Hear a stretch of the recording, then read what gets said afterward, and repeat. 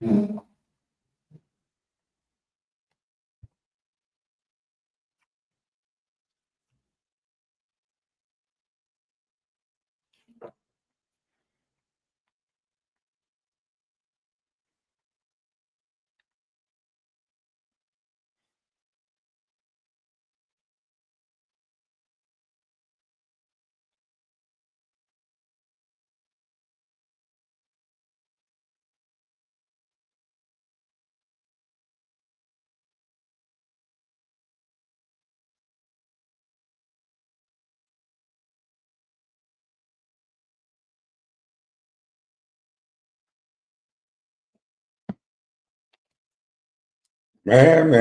Good morning. Where am I?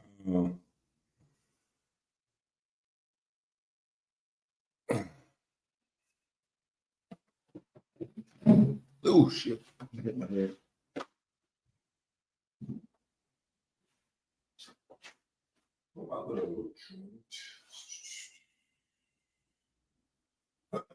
We just talking shit, but they ain't saying.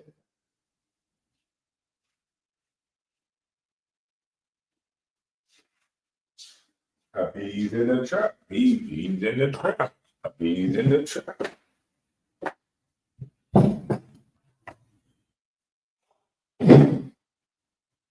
Let me go on. Let me take this camera off so I can light this swagger dash. Good morning to everybody.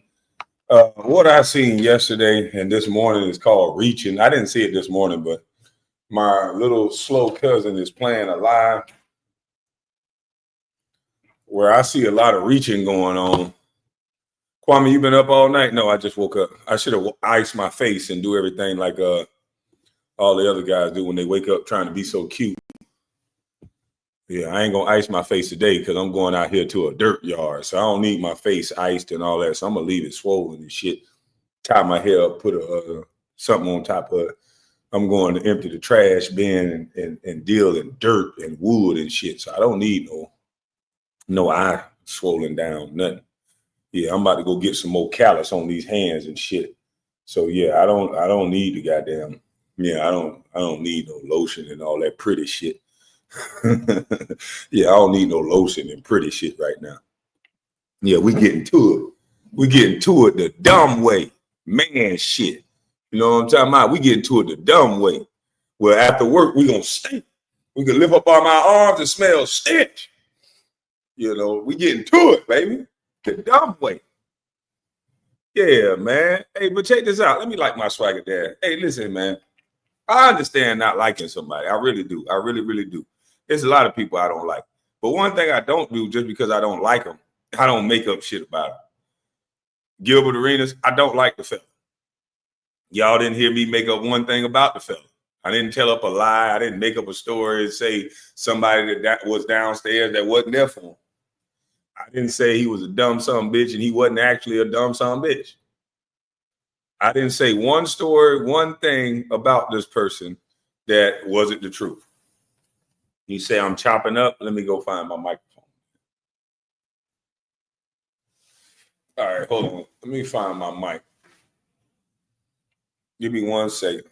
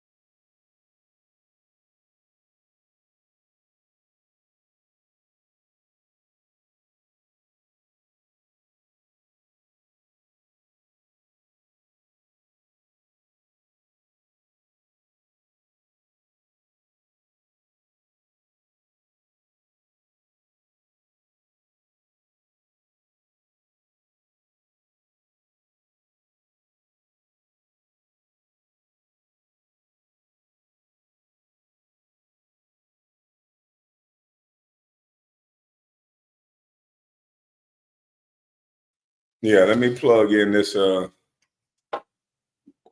me plug in this mic. It ain't the Wi-Fi. The Wi-Fi is amazing. I'm at the crib.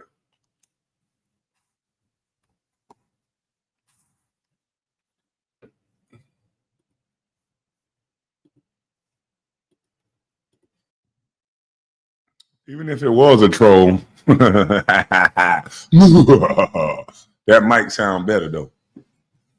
Yeah, even if it was a troll, that might sound way better. So the hate make you great. So check this out, hater. I understand people not liking people, but y'all going too far with all this dumb shit. All right. You don't have to like somebody, but you don't have to lie on somebody. Now, all this stupidity with all these men sounding like women. I want to see you Negroes make the same videos on Jada Pinkett Smith. I want to see y'all go across X and go across Twitter, go across all your timelines where all these old 40-year-old rappers are sleeping with 20-something-year-old rappers.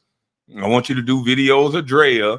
We got too many examples for you boys that sound like women to be doing all this talking.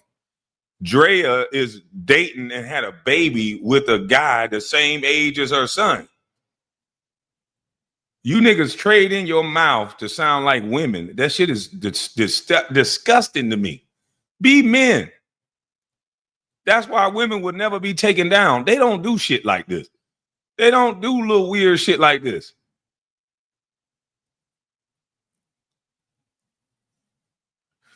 Y'all some weirdos, man. You don't gotta like a person. Fuck it. Don't like them. But don't do all this weird ass shit where niggas reaching like this now. Don't do that. Because what you end up doing is making a space where your ass can't live on. You do all you're gonna do is make a space where you or your sons can't live on. Where in the world do men start trying to make a man seem like he's something that he's not over liking somebody or saying somebody is attractive in a video where he's just making laughs and jokes about it? And how many of you clowns would have messed with Kaya if she come try to holler at y'all? And damn all that talking about what she'll be saying, we don't get along together. Nigga, you don't talk to no 23-year-old. What the fuck is you talking about? Niggas don't have conversations with younger people. They get into it. Nigga, your granddaddy, your great granddaddy, the motherfucker your daddy cheated with, they all was younger. Tom Brady and his wife split up. He not gonna get a bitch his age. He gonna get a bitch in her 30s. In her early 40s. He not finna go get no old ass broad. I don't know what's wrong with you, nigga. I don't understand this shit. Beg slow. You need to you just need to cut your shit off. Get you some small little shears and cut your shit off. Cause you act just like a woman, nigga. You already going to goddamn Sheen and all this shit. I'm tired of waking up in the morning seeing your bitch ass on live talking about your own goddamn cousin and always in a way on some illegal type of talk. And people wonder why I always say something about your bitch ass. Okay, a nigga from out of town saying whatever they gonna say, making content, that's a nigga from out of town. Your bitch ass from right here in Brunswick, Georgia, supposed to be a family member, and everything in your mind, you got some weird shit to say about your own motherfucking cousin, nigga. I don't want to hear you bring up no nigga from Texas, nigga. You from Georgia. You don't do no shit like that. You sitting up here talking about a legal woman that somebody said they liked in a video. Ain't say nothing about sleeping with her. He was talking to another woman and said, you need to be more like cooking with Kaya. And she fine. And she is, motherfucker. The hell wrong with y'all girly man ass niggas? Shit don't make no sense. Don't like somebody, cool, but don't be putting no jacket, no charges on no grown ass man. Niggas lame as hell for doing shit like that. That's lame as hell for doing shit like that. Nigga, whoever doing it. Y'all keep wanting me to beef with damn B. I don't got a beef with no nigga to tell him he wrong. He dead ass wrong. But he a nigga from Texas, nigga. Y'all don't got to think about how the fuck I think. This nigga is a nigga from Texas. We don't know damn D. We know this little bitch ass nigga Kevin. And unlike you niggas, when it's closer to home, nigga, when it's family, we take that serious. We don't give a fuck about no out of town nigga that's saying something we don't know. Y'all niggas weird. Y'all keep wanting to have internet problems and niggas snickering and kicking and back and forth on the internet. Man, fuck all that shit. That's the only way y'all niggas can make content. I don't gotta make no content about no nigga every day. I make content about whatever. But any man, I'm gonna say any man that's sitting up here trying to insinuate that another man like young girls through rumor, through falsehoods and no facts. I thought it was about the facts and evidence. Damn D got to get over this shit that he got with Tar. I thought it was about the facts and evidence. Ain't no facts and evidence that say my brother do shit with no young girl. It's a bunch of lame ass niggas that don't like my brother that said that. And now you turn around spreading gossip. And that ain't cool. All this facts and evidence bullshit went out the window when niggas' feelings get involved. That shit lame as fuck. Grown ass men trying to put charges on other niggas because they don't like them. That's corny as fuck. Get back to YouTube. Get back to roasting, nigga. I don't give a fuck if you niggas roast, but y'all niggas ain't roasting. Y'all niggas can't roast. Y'all do all this factual, fake ass documentary type of evidence on a man's name and try to make him look a certain way. That's weak ass effeminate shit. That's weak ass effeminate shit. I went into my fake ass cousin lie today trying to get a laugh. Some of the shit be funny.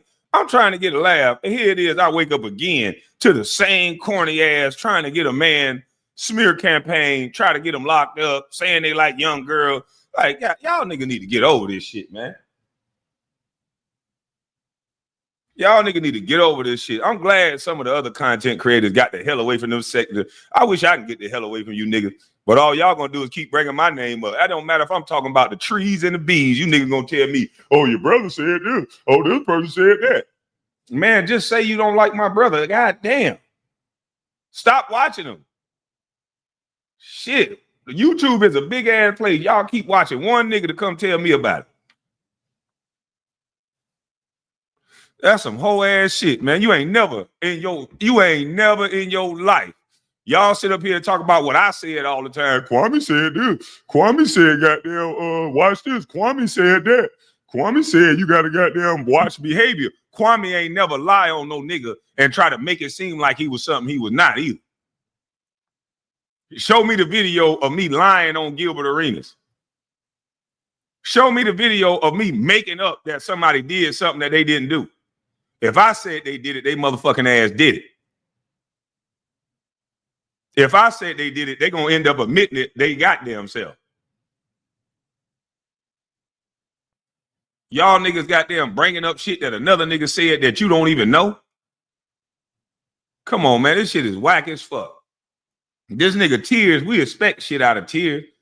That's all he been doing. 90% of my content is about two people, then you dumb. Motherfucker, I got 2-3 channels, and you say 90% of my content is about two people. We can scroll through my channel right now. You go ahead and let's put $1,000 in the cash app to send up $1,000 over my cash app right now. I'll go through my content. I guarantee you it ain't about two motherfucking people. Lame ass boy.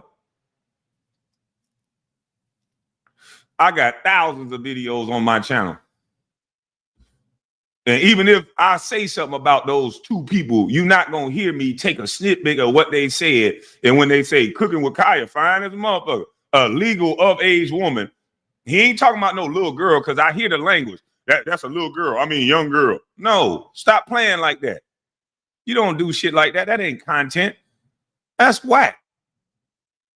That's why I don't watch people content no more. It's like niggas' true feelings be coming out. I can roast with anybody. I can say Becky with the good hair, straight up clown, whatever I want to say. But the one thing I ain't finna do is say something that don't even make no sense. If I see Becky with the good hair with a 25-year-old, I'm not gonna say, oh, that's great. Because niggas don't say that with them women when they do it. Niggas don't say it with Leonardo DiCaprio when he swap out a 25-year-old every year. Motherfuckers ain't say that when they was talking about goddamn, what's that white boy from the Playboy's Mansion?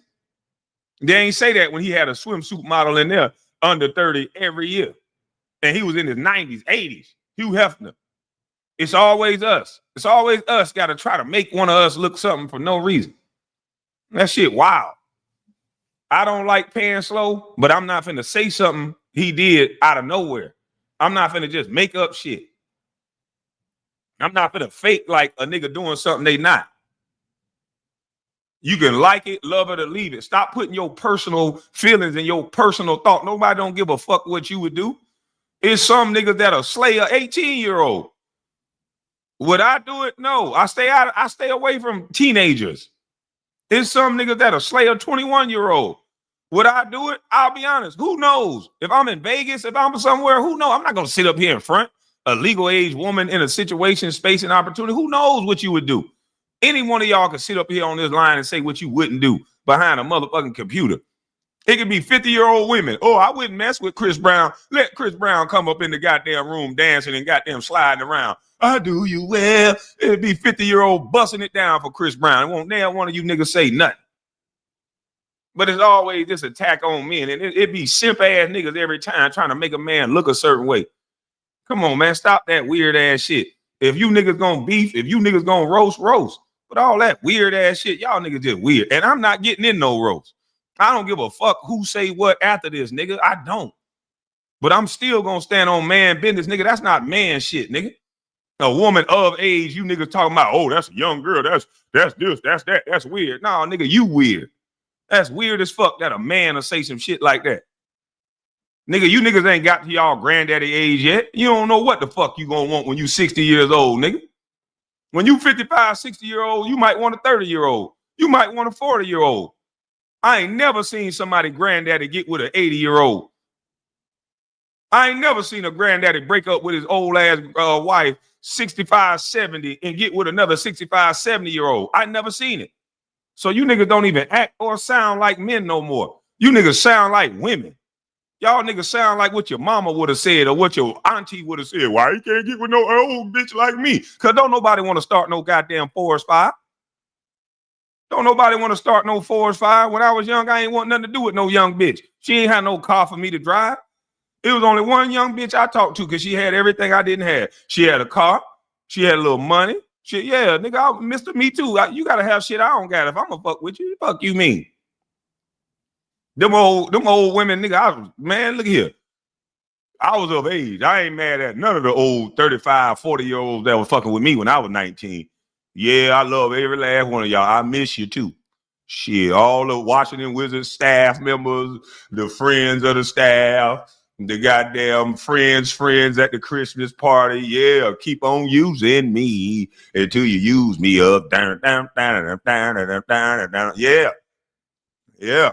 Put me under your Christmas tree, goddamn it. I'm a 20-year-old ornament. Put me under your Christmas tree, goddamn it. Open me up, motherfucker. I ain't mad at none of the goddamn older goddamn ladies that goddamn taught me a little something. I ain't mad at none of them. I was of age. I was grown trying to learn. Yeah, I ain't gonna make no excuses. I was in there grown trying to learn, goddamn it. I was in there nosy and I got what I was looking for. I learned that fire hot. I learned that ants crawl up your leg first and then they bite. Yeah, I learned. Fuck y'all. I want to sit here and cry about everything in life. Yeah, you know how them women open your nose up? Damn right, open me up. Pause. Y'all think of everything as some gay shit. But back in my day, my mom used to say, that girl got your nose wide open, boy. Yeah, them girls had your nose open. I forgot. Y'all don't know how to talk man talk no more. All y'all know how to talk is motherfucking yag talk. Every 2 seconds, a man say something. Pause. You got to stop. Pause. No, nigga, my mama say goddamn, they keep that nose open, goddamn. Yeah, open that nose. And the women gonna open your nose, boy. Don't you be fucking with the women. Once they open your nose up, it's gonna be hard to listen to me. No, I ain't mad, Nate. I ain't mad at nothing. See, this is what people got to stop doing. They got to stop putting themselves in positions and situations for things not to go the way they want it to go and then get mad at somebody else. I was a young man hanging around them older women because I was wanting to learn. Yes, sir. My nose was wide, the motherfucking open. I was intrigued by sexy, older, smart women. Hell yeah, they got cars. They got shit I don't got. I want to learn from these beautiful, smart, educated women. Yes, I do. I sure do. I ain't going to sit and lie about it. And some of these younger girls, they're impressed by older, more seasoned men that got jobs and careers and shit that they got. Well, none of you broke ass niggas ain't got a motherfucking thing. Who wants you any damn way? The only thing they want you for is you to stick something in them, then they want to get rid of your ass. Same thing we want the young girls for. Here you go. Hold on 1 second. Yeah, same thing, goddamn. The young girl, he talking about who gonna talk to a young girl? Who the fuck? Man, please, them older girls wasn't talking to me. They ain't even let me come over their house till everybody was gone. They ain't take me on no motherfucking dates. Them older hoes ain't let none of them old hoes see me. I was messing with a 39-year-old DC and I was 20. Man, I ain't meet none of her friends. She said, look here, I get off work at about 8 o'clock. You know, I got to put my kids. She had kids and everything. I got to put my kids, make sure my kids straight. Don't have none of your goddamn friends over the house. I ain't trying to see your friend deal with all this goddamn young shit y'all do. So if I see anybody there, I'm leaving. And so you make sure everybody, that old motherfucker gave me the rule. You want to see me, I'll come cook, but you got to make sure everybody gone. And you got to make sure ain't nobody in there with that bullshit, making all that noise. We ain't with all this young shit. And damn it, I'm coming about 9:30, 10 o'clock. My kids going, and I'm staying for about 2 hours because I got to be up to take my kids to school. She came over. That shit was player. She came over. I ain't have to ask her to leave. She was already gone in the morning. She had to get her kids to goddamn school. So it was the best situation ever. Hell, I might need to find me an old broad with kids and shit now. I'm tired of all these red pill niggas talking about don't mess with a girl with kids. Shit me. They leave in the morning. They got to goddamn get their kids to school. They don't want to stay with you all fucking night. They ain't got time for you. Yeah, she told me how it go. And goddamn it, I did what I was supposed to do. So if you in that situation or been through that situation, shut up and deal with it or move on. Y'all always trying to act like somebody did y'all something. Niggas want to get on camera and sound like broads now. Come on, man. Y'all ain't never had no older women. Y'all don't know how this shit go. I could tell some of y'all niggas ain't experienced life because y'all niggas want to live life through a computer or through narratives, nigga. In real life, this how it go, nigga. This how it go, nigga. In real life, just don't mess with nobody underage. Y'all niggas trying to put charges on grown men for no reason. Y'all niggas lame as fuck for that. You niggas lame as fuck for trying to put charges on men where it ain't no charges at. Why are you even mentioning? It's not illegal though, but I'm just saying. Fuck what you saying then. If it ain't nothing illegal, nigga, you putting your emotions above the truth. Your emotions don't move nothing. Stop being emotional. Y'all niggas being too emotional. Y'all can't even roast without emotions now. Hey, niggas can't roast without emotions? That's crazy. I come up here and roast a nigga up and then I go about my day. I don't give a damn. I go on about my day. Roast a nigga up, go on about my day.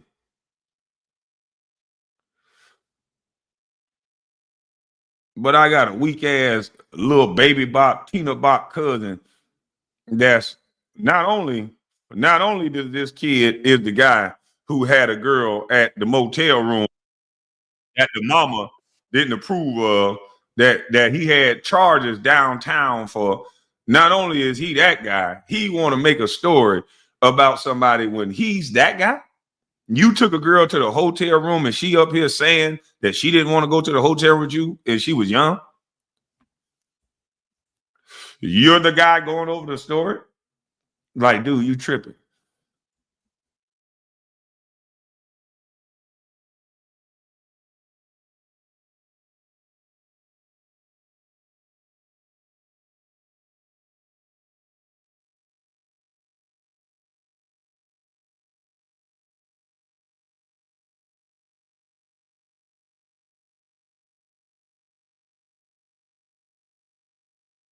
Ooh, I'm about to cough a goddamn lung up. But I'm off all that lame shit. We about to get into this. I don't care. Y'all can go send the video to whoever. Kev Live talking about it right now. And I guess Damn D talked about it last night. And I still say that's lame. That's lame as hell to put charges on somebody. Roast people. It used to be about roasting and joking and having fun. Y'all tripping. This shit y'all doing now, y'all tripping. That shit whack. Don't think I'm coming to watch the content where you insinuating on any side. If my brother doing that, don't think I'm coming to watch the content if y'all niggas insinuating on other men that they graping people and doing all this stuff only because they said they liked somebody that was 20 something years old. This ain't no Tears reviewing his own history and telling the ages of girls. This is a woman who's in her 20s, who's legal in every state in the United States. Not some states. So some states got 16, some states is 18, some states is 17. Every state in the United States, a woman over 21 years old is legal for any man to talk to. Whether you like it or not, whether it's your cup of tea or not, every man can talk to a 21-year-old if he so chooses. To make content out of that is whack as fuck.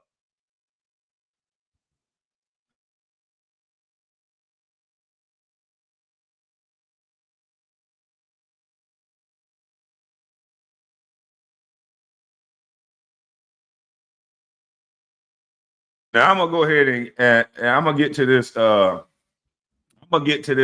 Encounter with what you call it, because everybody's crying about Chris Paul being thrown out the league or being cut, which Chris Paul is gonna get picked up by another team. But here's what I don't like about this so-called fake. We got to respect this person. The league don't work like that. The league goes off, what have you done for me lately? That's how any job is. What have you done for me lately? No states are over 18. No states are over 18. Okay. But this is where this is what I don't like about these so-called, you can talk about one person, you can't talk about this person. He's a great, he's a this. This man ain't shit in the playoffs. I don't know what y'all saw. Chris Paul is great during the regular season. What have he done in the playoffs? I know, I'm a buzz, so I can't say that. Fuck you. Chris Paul is not going to be available for you in the playoffs. Stars are made and born in the playoffs. Brian Cardinal, one playoff series, $35 million. Tyson Chandler, one playoff series, $60 million, $55 million. All it takes is one playoff series. Bruce Bowen, the name goes on. You make it to the playoffs, you can have one good series, a couple good games, and that's it. What did Chris Paul do in the playoffs? He'll have one or two good games, disappear.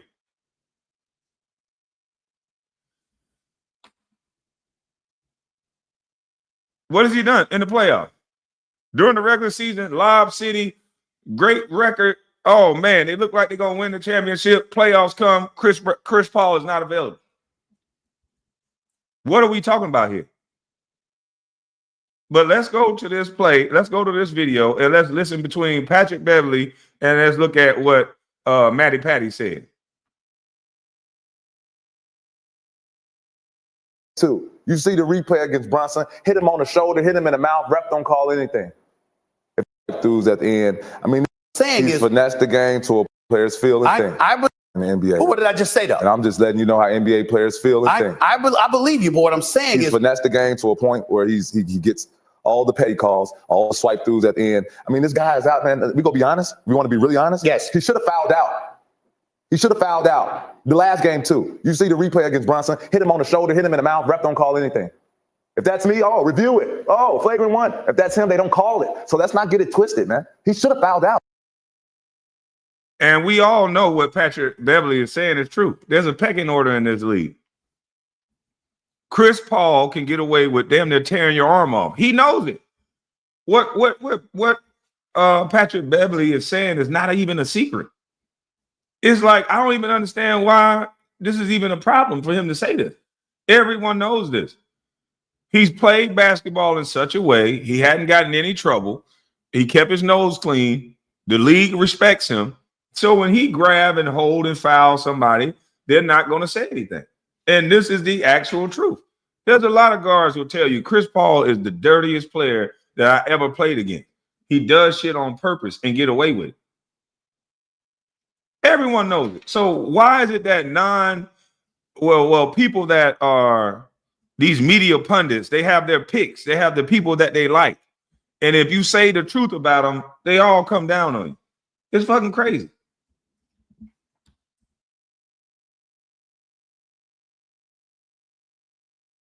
He can't guard. He literally can't guard. He can't guard. Yeah. He can't. Chris Paul can't guard anybody? Is that what you say? Did you see that? No, he can't. Everyone knows that. Excuse me. No. I don't know that. I haven't heard anybody tell me that. Because you haven't suited up. You know, guys don't like to tell you all the truth. You know that. So they scared what you. No. He's right about that. They will lie. He's honest. They will lie. That is true. He's not lying about that. CP can't guard nobody, man. Everybody in the NBA know that. Everybody knows that. Anybody. What we call them? Cone. You know what you do with cones? Like when in the summertime, you got a cone. You make a move. What does the cone do? Stay still. Exactly. He's a cone. Stop playing, man. Everybody knows that. Everyone knows that. It's just y'all don't want to accept it. Because I don't accept that. No. I'm saying, again, if you're taller than them, you can shoot over him. Obviously, that's give him the Ben Simmons slander. Give him the PG. Give him the slander that you give everybody. So I loved it. And it was like, wow, Patrick Beverley coming hard. And it's good to finally see someone. And he's a current NBA player. He's in that fraternity still. I thought that was amazing. Matt Barnes former NBA player. I think he's been out of the league since 2017, 2018, or as Kwame calls him, Becky with the good hair. Matt Barnes had a completely different take. Kwame calls him Becky with the good hair. Matt Barnes, since 2017, 2018, or as Kwame calls him, Becky with the good hair. Matt Barnes had a completely different take. I think we have that. Matt Barnes went on ESPN the next day or later that day and attacked Patrick Beverley. Chris Paul is obviously going to take a lot of the blame. As Ramona said, and as Chris knows, he didn't play well from games 3 to 7. He played terrible, and he'll tell you that. But what I want to touch on real quick, RJ, is the disrespect I saw from Pat Beverley earlier today. You know, as reporters, you know, part of the media, we have a job to be critical, but I think there's a thin line between being critical and disrespecting. And I feel like what Pat Beverley did today to Chris Paul was completely disrespectful and out of the line. And now that's rich coming from this guy. That's real rich coming from a guy who was a part of me coming to the internet in the first place. Coming from a guy who was trying to invalidate an entire trade. That's a factual trade. That a guy that's okay with calling a man a bust, a guy that's okay with disrespecting any other person, a guy that's okay with spitting on another man. That's real rich coming from this guy. It's disrespectful for him to say something about Chris Paul that doesn't make it sound like he's the best point guard in the league. This is how these guys think. It's disrespectful for Patrick Beverley to give his honest take and his honest opinion on Chris Paul, who he played alongside of, a colleague who he's played alongside, competed against. It's disrespectful for him to say something from a guy like this that'll disrespect anybody for ratings on the show. A guy like this that'll fake throw the basketball in Kobe Bryant's face, a legend. But he's talking about respect.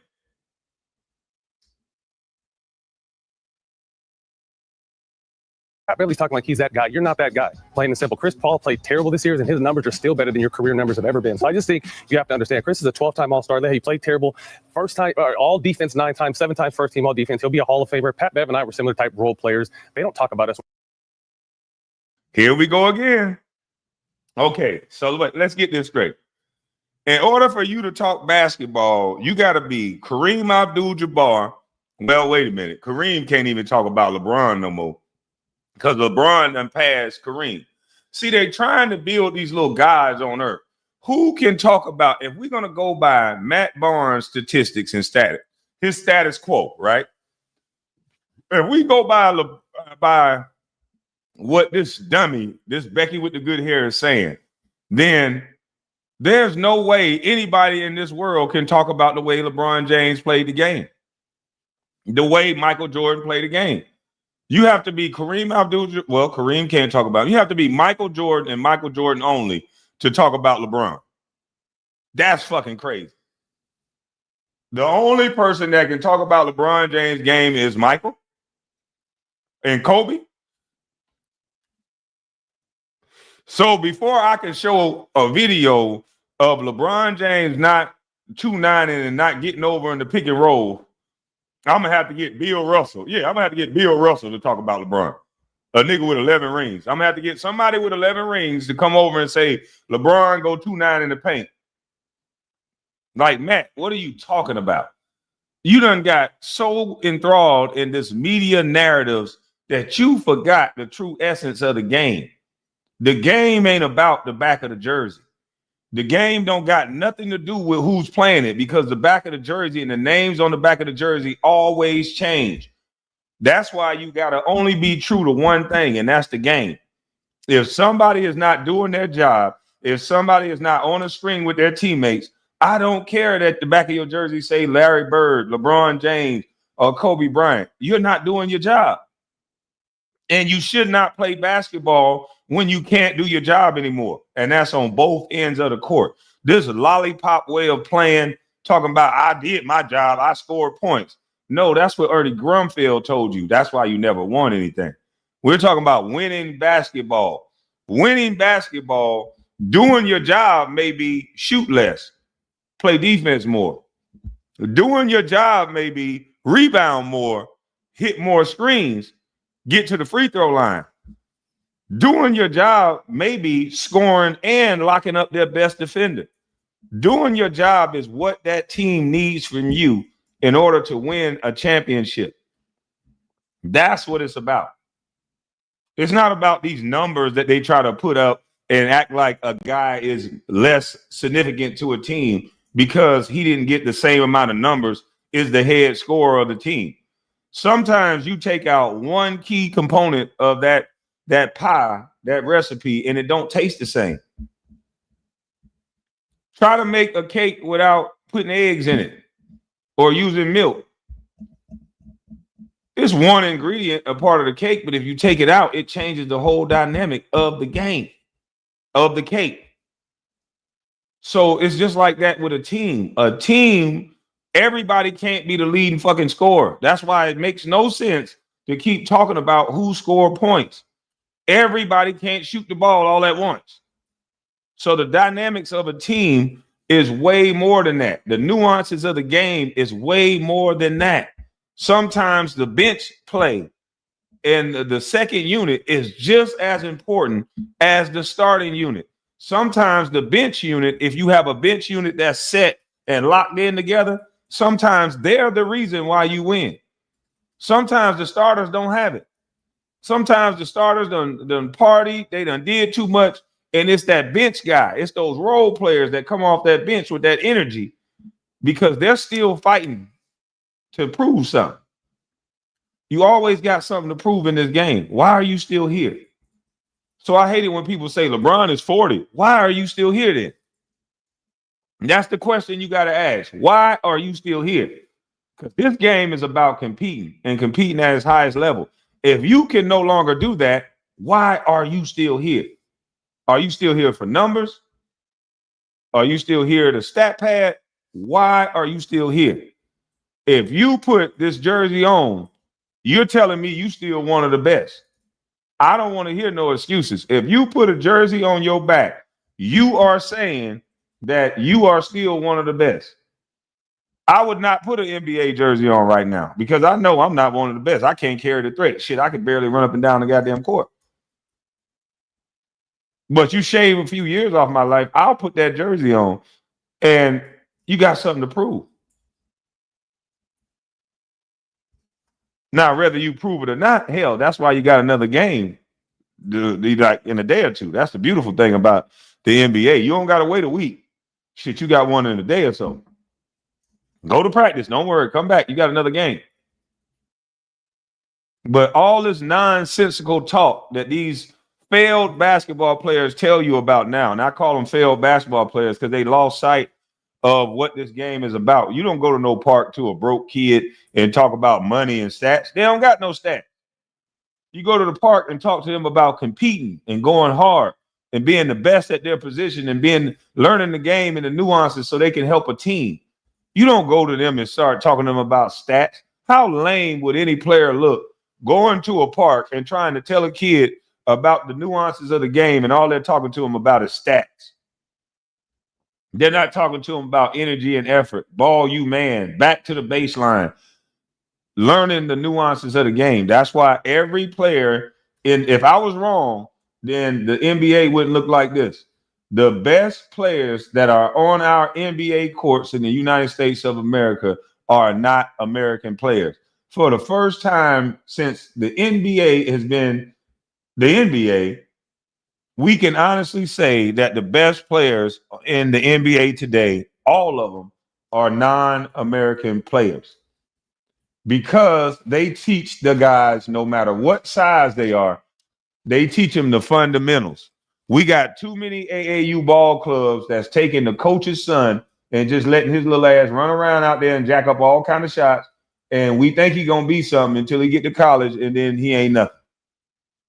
He ain't nothing but a ball hog. And then when he got to play within the system, he ain't nothing.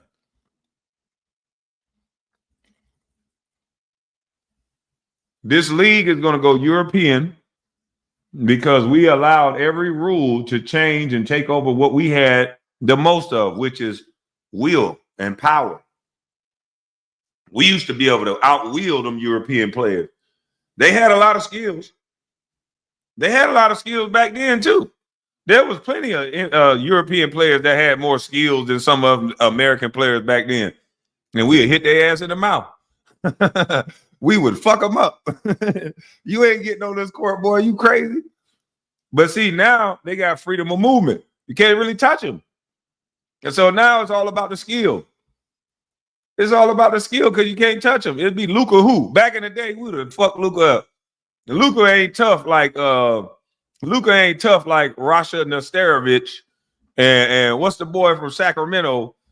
Those Europeans from back then, they could take a punch, they could take a hit. These Europeans now soft. Aside from Jokic and Giannis, you know, Giannis seemed like he'll put paws on you and his brothers. And Jokic and his brother, but the rest of them, no. The rest of them, no. Dirk was rugged though. Dirk had to learn how to take a punch and give one. Dirk first couple of years, he wasn't all that. Dirk had to get into his base and learn how to, you know, be tall, but let me get into my base and I ain't going nowhere. I don't got to float out to the 3-point line.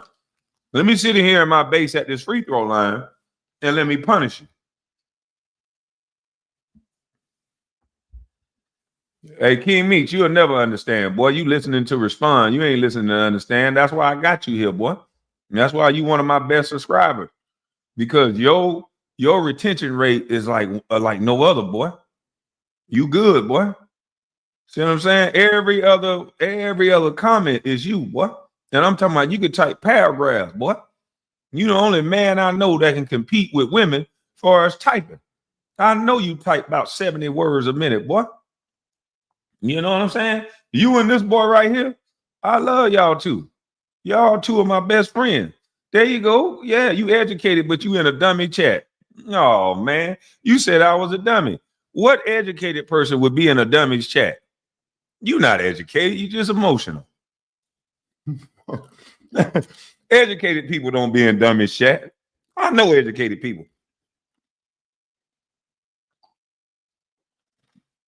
Mm-hmm. Yeah, and educated people don't be in dummy's chat. At least if you thought I was a dummy, you'd be somewhere smart. You are a liar. That's why I stand out. No, that's not why you standing out. You standing out because I damn near can't read no other comment but yours and his. I sitting here telling. See, you're not that smart, boy. I'm telling you what it is. You and look at it. You and this guy is like battling back and forth. You and this guy. I'm finna try to read somebody else's comment before one of y'all comment first. Okay, I got Nathan before y'all comment first. Damn. Shit, he's trying to slow down now because he know I got him. He's trying to slow down now. Both of them trying to slow down now. I'm like, damn, you can't even see another comment without one of them two in this motherfucker.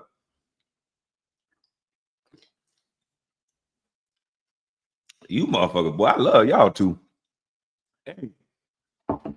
I want y'all to stay mad at me for about 10 years, man. I hope y'all ain't one of them weirdos that want to get physical and shit. I don't want to get like that.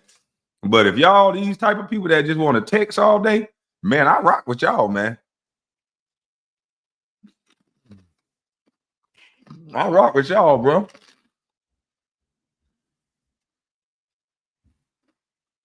They love me, KB? They might do, but the problem I'm worried about is do they love themselves?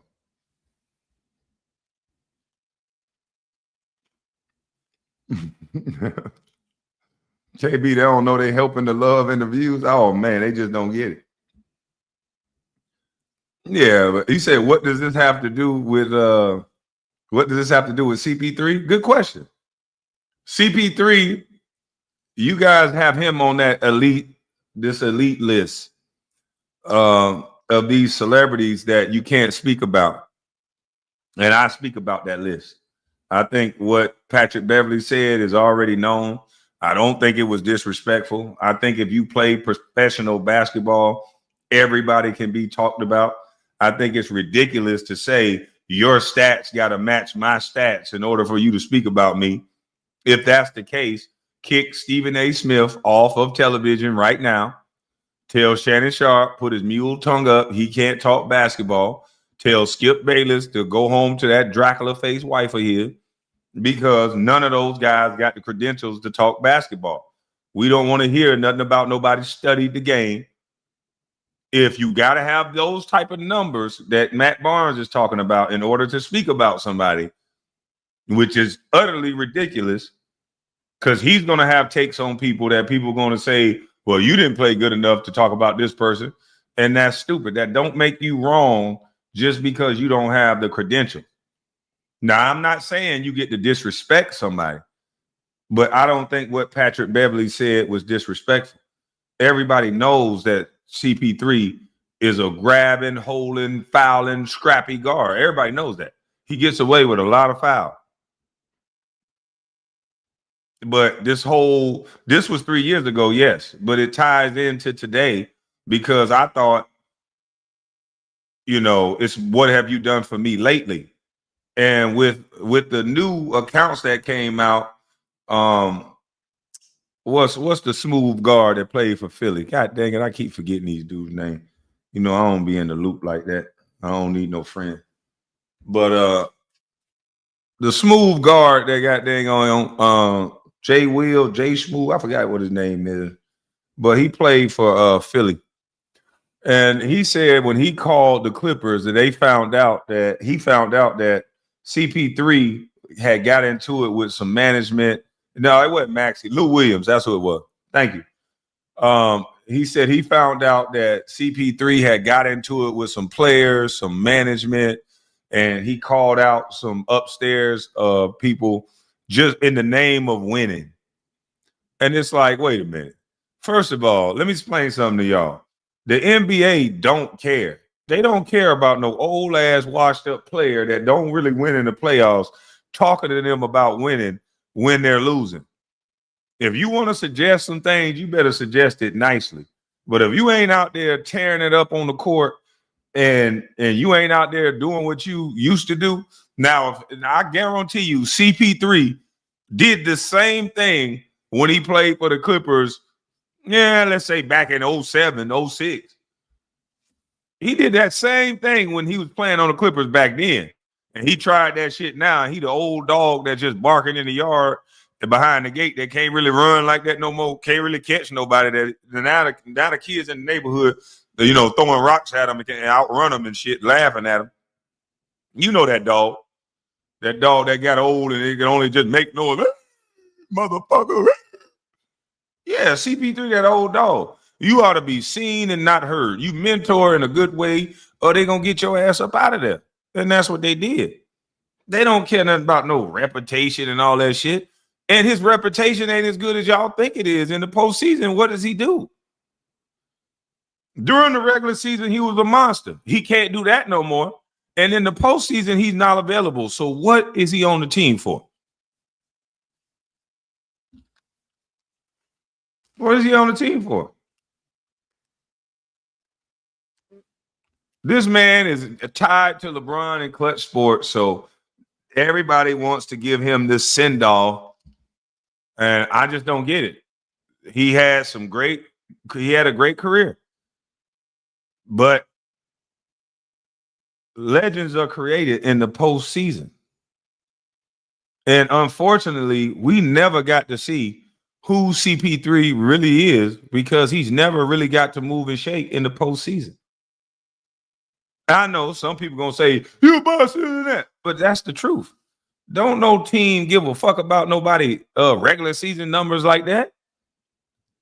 You can have great regular season numbers and a guy have okay regular season numbers, but if he turn up in the playoffs, if he's a deciding factor, if he shines bright when the shining moment, because everybody can't shine bright in those moments.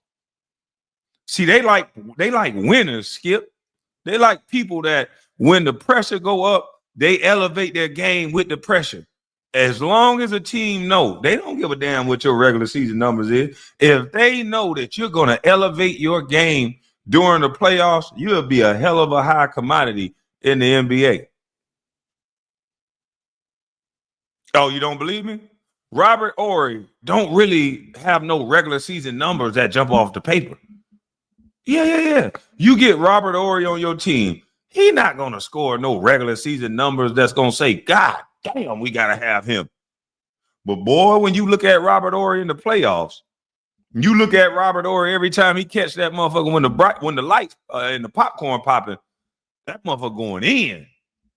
So every team in the league, guess what they wanted on their team? We want a Robert Ory. They started seeing we need these specialty guys that's going to make sure they get us over that hump. Shaq ain't going to be able to do it all the time. Kobe ain't going to be, he going to be double teamed sometime. Who is that guy that when the lights are on, he not going to shy away from the big moment? And they'll pay big money for that shit. James Posey, he another one. They don't give a damn about. I'm sick of hearing these niggas that get up here and talk about their regular season numbers, and they didn't mean shit for their team as much as some people that was off the bench. It's guys that were off the bench that didn't have numbers that was more valuable to their team than a some bitch averaging 29 on the starting lineup, because you ain't gonna win shit. Your 29 is air pack. This dude right here, 15, 13, with this defense right here, is the reason why we win. Is the very reason why we win. You just out here getting points, and that's all. That's the only thing you could talk about. Basketball got to go back to what it used to be, and not these posing ass niggas that sit up online and talk about how many goddamn points they scored, but they can't go to the win-loss column and show you a goddamn thing. Don't tell me about your numbers. I know this league. I know how to play this game, and they don't give a fuck about your numbers. When it comes to winning and when it comes to postseason, teams will pay a mighty good dollar for a guy that's going to shine bright like the diamond in those playoffs.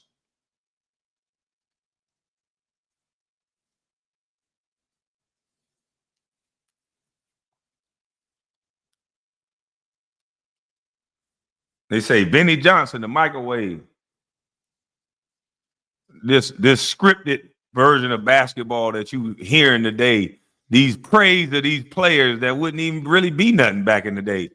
Back in the day, these players that you're praising would be mediocre players that stayed hurt. And I know it sounds like hating because you've been listening to a media praise people for the last 15, 20 years that shouldn't even be getting praised like that.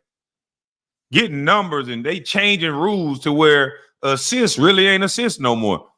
How about you can pass the ball to a motherfucker in today's league? They could dribble the ball 2 times and you still get an assist. It's like, what the fuck? Oh, you passed it to him on the way to the basket and he dribbled, Euroed, and laid it up, but you still got an assist. Man, these numbers are air pack. I don't even trust these numbers no more. As Rodney would say, that's facts. I don't even trust these motherfucking numbers no more. These numbers are all bullshit. A motherfucker can, back in my day, if somebody couldn't dribble the ball 2 times and you get no assist for that, like, man, stat pad, they done changed the league rules for 1 or 2 people to stat pad. That's why Russell Westbrook looked like the greatest point guard ever. You can pass the ball to somebody, they dribble it twice, and you get as long as they on the move when you pass it to them, you can get an assist.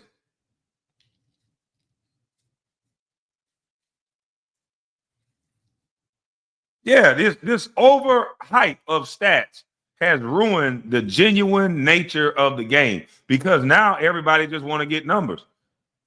And the numbers don't tell the details. The numbers don't got shit to do with getting dirty. The numbers don't got nothing to do with sliding across that floor to make sure your team get the ball every time. Numbers don't got nothing to do with that. But I do know this. If I want to stay on the court and I want to stay healthy, I'm not sliding across that floor, because you done made it about numbers. I slide across that floor and somebody jump down on me, that's going to give me a hip pointer or a hip or a contusion on my leg. And I can't do that and still get no numbers. No. If I get a thigh contusion jumping on this ground, I'm going to be limping. And that's gonna fuck with my numbers. So I'm not diving on this goddamn ground. Y'all made this shit about numbers. Why would I dive for a loose ball and get myself hurt? Not doing it. Why would I take a charge? I'm not taking no charge. That charge might hurt. I might slip a disc. I might tweak a knee. I'm not about to take no charge. No. I wouldn't get my numbers if I take this charge. Yeah, I wouldn't get my numbers if I didn't. If I take this charge, I might get hurt. Since y'all want numbers so bad, I ain't gonna do shit but get numbers. And if I win, getting my numbers, cool. If we lose getting my numbers, cool. But I got my motherfucking numbers. Where my 200 million?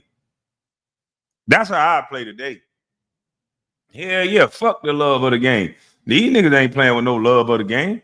That's how I would play today. If I can go back and do it all over again, since they just talking about numbers, I would just get numbers. I know how to get numbers. When I get an offensive rebound, I would never pass it out. I'm going to get a shot attempt. Oh, I'm going to get me a shot attempt. And I got me some offensive rebound. I'm never passing it out. I'm shooting that bitch every time because I'm going to get me some numbers. And then sometimes I catch it off the rim. I'm going to just go by myself because I got to get my numbers. I'm not thinking about winning no goddamn game. I'm thinking about 3 points a quarter, 3 rebounds a quarter. I'm going to average 12 and 12, and I'm going to get $100 million. And that's it. In today's league, 12 and 12 is more than that. Matter of fact, I'll just get 4 and 4, 4 points, 4 rebounds. That's what I'm going to strive for in my head. 4 points, 4 rebounds a quarter. I don't care if you got to run through a wall, Kwame. I don't care if you got to goddamn get offensive, whatever. 4 points, 4 rebounds. So that means I got to get my attempts up. Sometimes I wouldn't even go set a screen. I'm ducking in. I got to get my attempts up.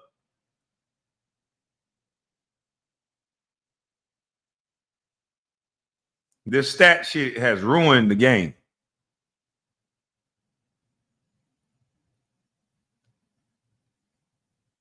That's all it numbers get you paid, but winning gets you paid. Everybody knows that. Winning gets you paid by all. Numbers sometimes just land you on a losing ass team. Winning gets you paid.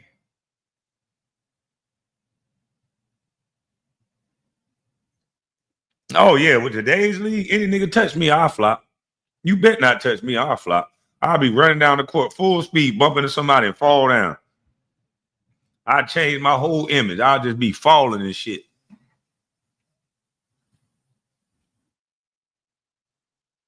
No numbers get you paid. Man, listen, man. You don't play basketball, so I'm not even gonna argue with you with that. Winning gets you paid. Ain't no winners that's broke. Ain't no broke winners in this league. You win, you go get paid. I think Shy got paid. Yeah, and Williams gonna get paid too because they won. That whole OKC team gonna get paid. And if OKC can't pay them, they're gonna go somewhere else to get paid.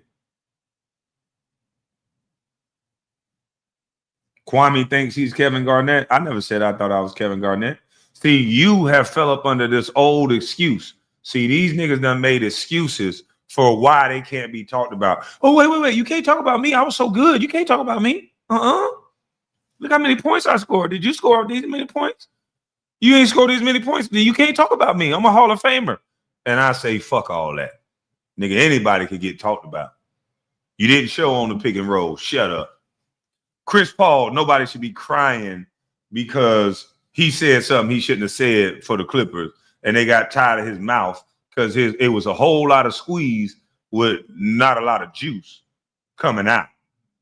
There's a whole lot of talking, but you can't get out of Chris Paul what you used to be able to get out of Chris Paul. And everybody know when they can't get what they want out you, you need to shut your damn mouth. And Chris Paul just found that out. And ain't nobody exempt from that. Hold on, let me blow my nose.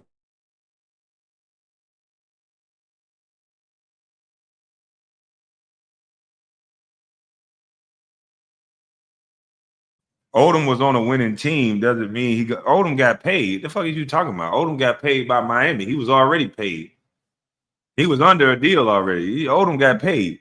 And then Odom took a pay cut. See, you can make the decision. He could have made more money somewhere else, but why would he want to go somewhere else and lose? KB takes are trash, but you're going to be here for all of them, though. Ain't nothing trash about my takes. They raw, they authentic, and some people are using them. Ain't nothing trash about my takes, player. I don't know what you talking about, player. But at the end of the day, don't get mad at me because I don't say what the mainstream media says. I'm going to tell you the truth. The NBA, y'all want to have this feel-good story because y'all like people. The NBA is a business. It's the business of basketball. Can you do your job? No, you can't. Then be quiet. You can collect this check, mentor a few guys. Otherwise, shut your mouth. And if you're not going to shut your mouth, you won't get your farewell tour. Let me get you up out of here. You making too much noise. And for those people that think he played so well that he should get more respect, if he had a playoff resume that matched his regular season resume, then maybe I would agree with you. I'm a fair person. I'm not just up here talking shit, but I'm telling you how that team came to that understanding. It's like, wait a minute, this guy ain't even playing right now, not even playing great. We not winning. And he probably ain't even going to be available in the playoffs. Let me get his motherfucking ass up out of here. That's how that went. Man, please, I don't care enough. Let me get his ass up out of here. And I understand it. Now these niggas acting like they're going to band together. Oh, it's wrong what you did to Chris Paul. Man, shut up crying about how somebody do business. Since when men cry about how another man do business? I heard a nigga crying. We don't want you here. We don't want you in L.A. no more. He talking to a billionaire like that. Man, if you don't shut up, we don't want you in L.A. no more, Bomber. Man, Bomber doing business, nigga. Bomber don't care about nothing you niggas saying. Who making noise over here in my facility? Chris Paul. Chris Paul? Is he even playing? What is he averaging right now? Oh, he's talking? Oh, okay. All right. He's talking. He said something to management? My little niece? My little god niece, get his ass up out, send him home. Yeah, send him home. You don't even be knowing who you talking to. That's true nepotism. He probably went up there in that office and talked to one of Bomber's great grandkids the wrong way, got his ass sent home. They don't give a damn about your heroes. He's a worker. He worked for the Clippers. They don't give a damn. He can't. What are you gonna do now? Lob City is over with. Yeah, Lob City is over. He going to the Lakers for what? I forgot. Y'all like to just put a bunch of names on one team and shit. I forgot. This buddy ball. Y'all don't want to deal in reality. What is Chris Paul gonna do on the Lakers? What? Ain't gonna do a damn thing. He old. You gonna add another old man to the Lakers and y'all gonna win. Now you might well keep burning.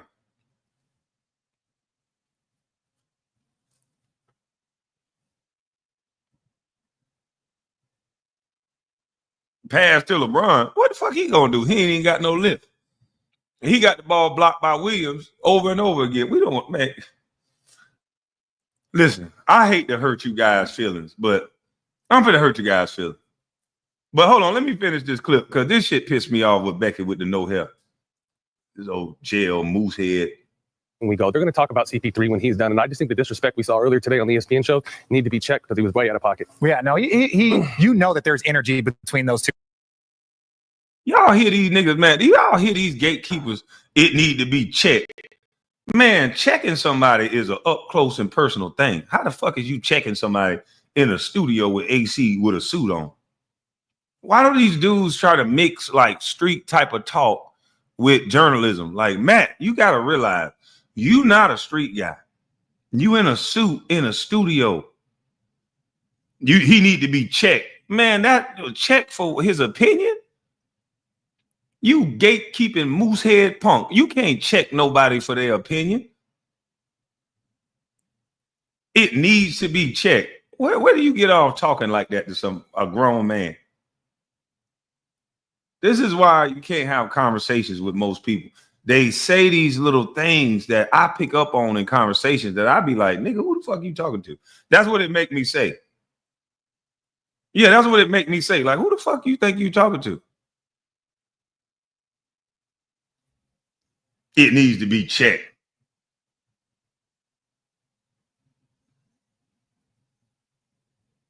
KB is losing views. I will never lose your view. Don't worry about how many views I'm losing. I will never lose yours. And you are what matters to me. Believe in yourself. You what matter to me. As long as you here, I feel good. If you go away, boy, I might hurt myself. You and you.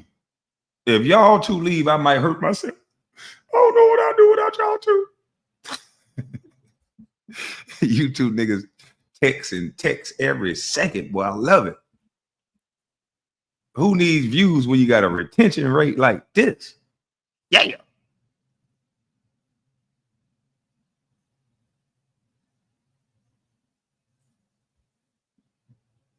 To keep it a buck, CP3 could help my Mavs until Kyrie get back from an ACL. Other than that, CP3 might be done. I don't see him helping your Mavs. I don't. CP3 is an older guard who keeps getting leg injuries. He'll have a few good games, but as far as overall help, it's not going to work. Chris Paul is a headstrong, very vocal type of guard, type of leader. Those type of leaders are appreciated as long as their game matches the talk. When their game don't match the talk, those type of vocal leaders are a nuisance in locker rooms. I know nobody don't want to say this. You ain't gonna hear this on ESPN and all these different places, but no one wants to play with that type of vocal personality in your face leadership when they can't do what it is that they used to be able to do.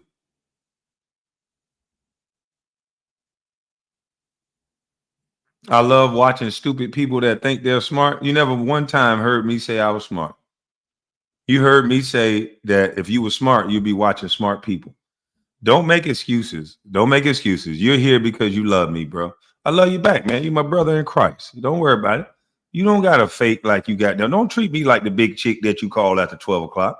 No, you really fuck with me. I went live at 6 a.m. and you was here. Like 7 a.m. you was here. So don't do that. You love me, bro. It's all good.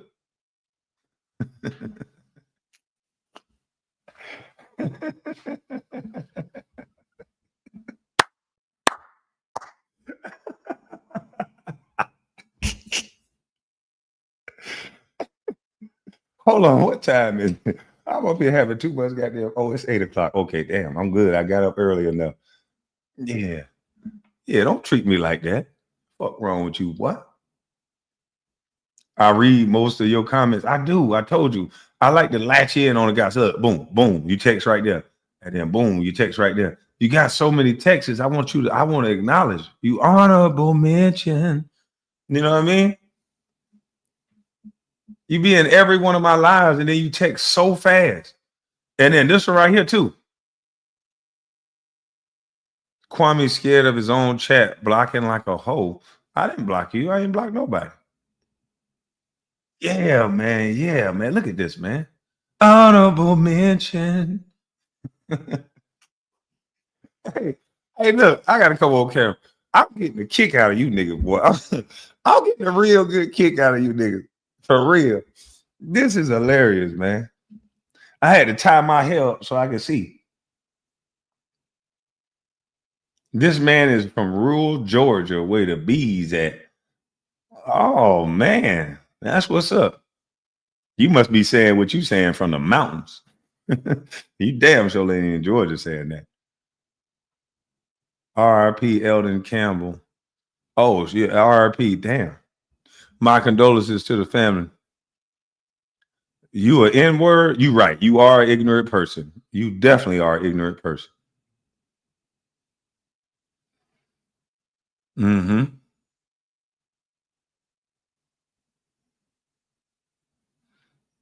Been watching, ain't seen not one bee, just all Negroes in hotel. So you want me to show you some bees? So you ain't never seen no bees in the world. You just want to see me with some bees. Interesting. Now, all the time you've been watching, you ain't showed me not one bee except yourself. Can you bring another bee with you, bee? Huh? Bee? Can you bring another bee with you, bee? Because you only one bee you brought over here. I need to see some bees. Now you come up here and cam up and show me some bees. So you the real man? So come cam up, real man.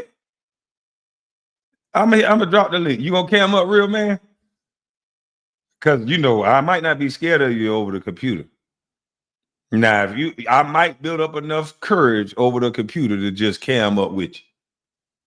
Because over the computer, nigga, I don't got no fear. I'm Pastor Troy. You can talk that in my ear, but that ain't till you clam up here. Yeah, you can cam up. I ain't scared. Stand up. I ain't scared of no cam up action.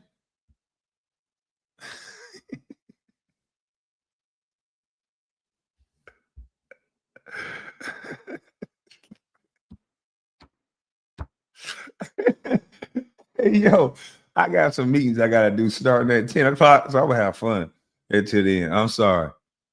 I'm going to have fun till 10 o'clock.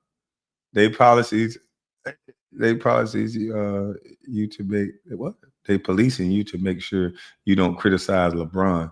They policing me to make sure I don't criticize LeBron. Oh.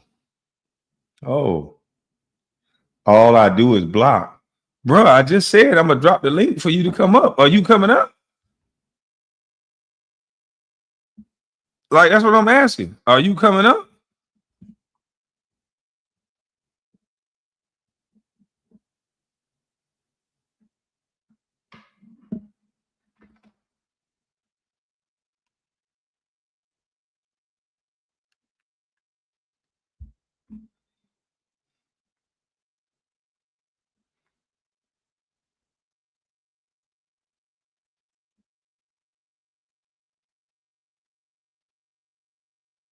Who the hell is this? Hold on, y'all.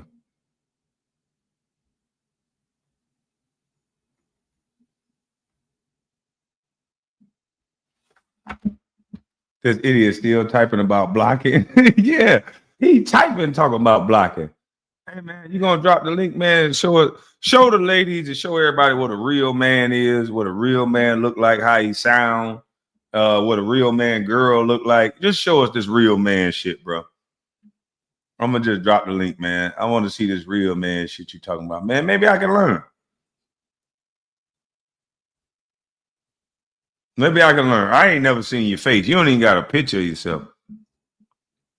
You look like a grizzly bear. You say grizzly bear. So you one of them big old ugly out of society motherfuckers, huh?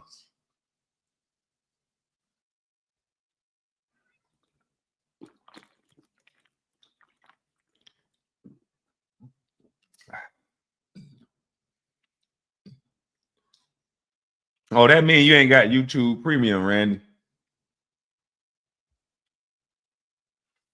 Yeah, we all can learn how this real man shit. That's the only time we block is when you don't hit the link. That's the only time we block, man. When you start talking like you talking, we block because we realize you ain't really no man and you just interrupting the show. You get to say certain stuff, but it's certain stuff when you call out somebody one-on-one like you just did. I mean, you got to answer that call or you got to go.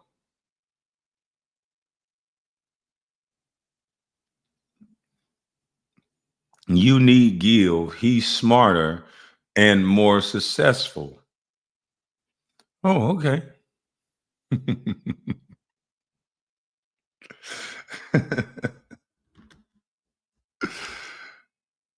All right, somebody get Grizzly Bear up out of here. Thank you. Like we've seen the push in the back. We know about all that. And yeah, sometimes when you're in this position, it can be difficult to separate professionalism versus competitiveness. All he needed was the red clown nose because he was out there talking like a clown today. And I just think, to me, again, the CP is a legend in this game. You know, again, we were role players in this game. So have some respect for guys. He did play terrible. He'd be the first one to tell you. But the shots that Bev took today were just out of pocket. I know no one else is going to tell him that, so I'm going to tell him that. We were role players in this game. He had like role players of peasants or something. Boy, he is a fool. Sometimes the role players are the glue that you need to win the championship. I won't say how many. Well, is Robert Horry a role player or was he a superstar? Was Bruce Bowen a role player, superstar? Tony Kukoc, a role player, superstar? Which one? We got to define what a role player is now with all these fucking labels.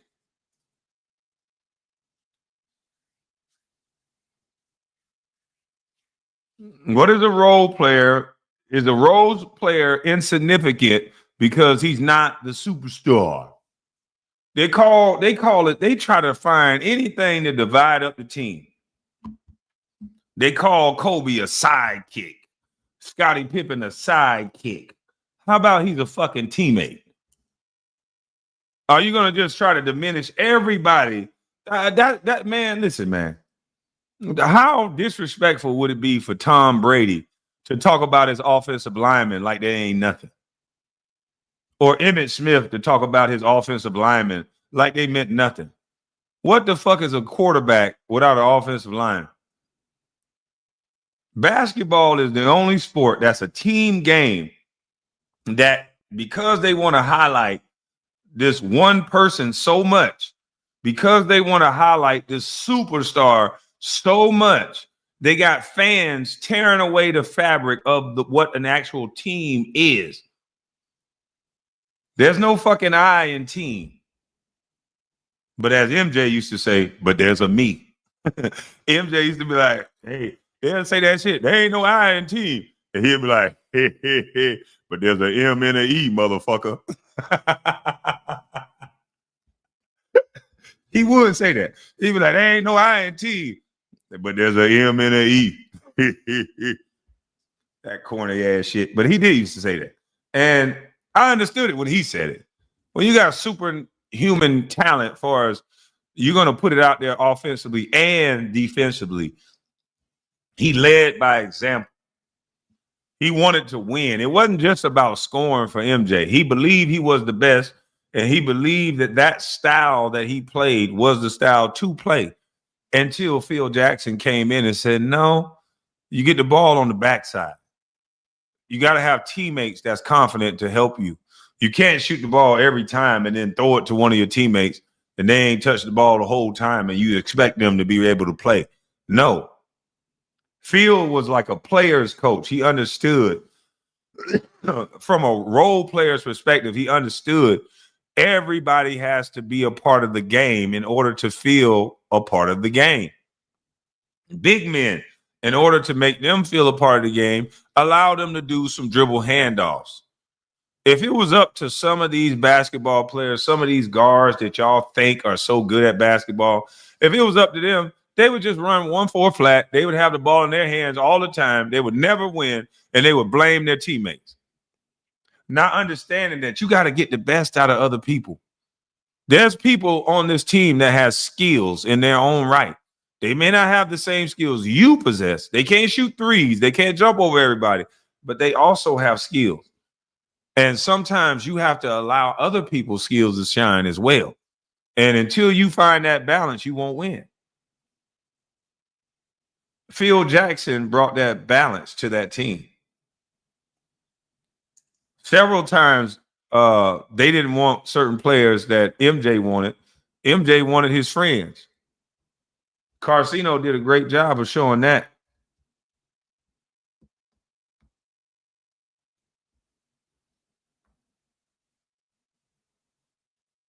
What? The chat going stupid. Hey, oh, they say MJ hated me? Ah, man, anybody worry about these clients? I told you, man. There's the internet and then there's real life.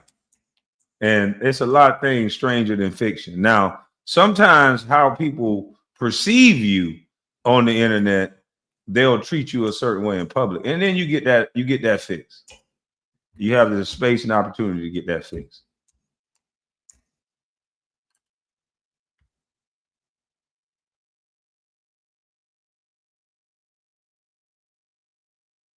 Whose team you on here? Who you siding with?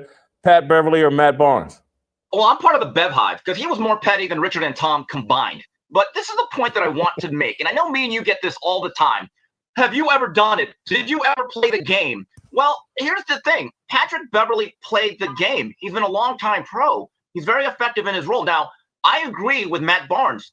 We are role players, so we kind of know the hierarchy of where our status is. But this is the hypocrisy of the public and even players who always question our credentials or any credentials or the veracity of what media says about players. So you can only criticize if you're at that level. So that literally means by that standard, only Michael Jordan can really make a critique of a player. Because then it becomes a game, well, wait a minute, you're criticizing me. You only made 3 All-Stars. Facts. You criticizing me. What did you do? It's like, did you show on the pick and roll or not, dude? Nobody trying to hear all that shit. Let's stop turning it into a pissing contest. Did you show on the pick and roll or not? It's simple. That's why I don't get into it about who the best, who this. I just show a film session and show if you didn't do your job or not. It's your job to have your back to the baseline, you pointing and talking, and you 2-9 in the paint. Is that your job or not? Don't worry about how I played. That's why I call it the film session, so that I could just show the film of what you're doing. But the NBA has made that so hard now because they done sold off every goddamn thing. It's hard to watch an NBA game now. You got to go to 10 different damn channels. YouTube TV ain't cutting it no more. But whenever you can catch a game, and you critique the game and you just keep it about the game, they still have a problem. Oh, but he was the greatest. I'm not taking away from nobody's greatness because in this possession, they didn't run back. Did he run back or not? Kwame Brown Bust Life 2.0. You won't show your own film. Go watch it. It's on the internet. You show it. Why the fuck do I need to show my film? I'm not in the NBA no more. Who the hell want to watch a grainy video from the early 2000s when we got 4K video of your players in the NBA now sucking wind and getting their nails done in the backcourt?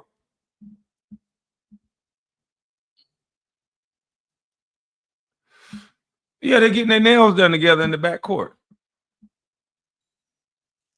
How the hell y'all getting mad at video? See, that's the problem. They done put too many media pundits in the air, and now they're watching.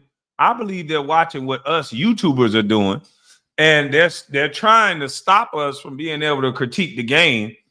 So they're making it hard for people to even watch the game now, and they're building these big ass studios, and they're hiring NBA players to do things that they can do on their own channels, but they're hiring them to now break down the game again. I wonder if they're going to show superstar players how horrible they've gotten and how the standard have lowered. They should never compare themselves to the old school because every superstar player in the past was a two-way player. I'll say that again. Every superstar player in the past was a two-way player.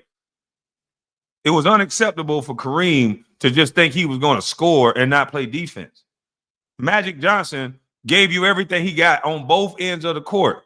They didn't have this mentality that, no, I'm just an offensive player. They didn't do that.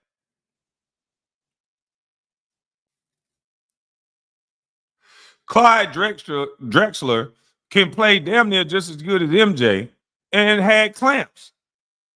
These guys must have forgot. Dr. J can go down and get 30, 40 on you and put clamps on you.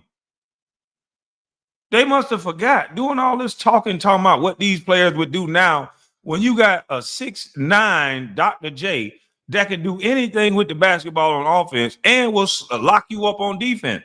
George the Iceman Gervin can do anything with the basketball on offense.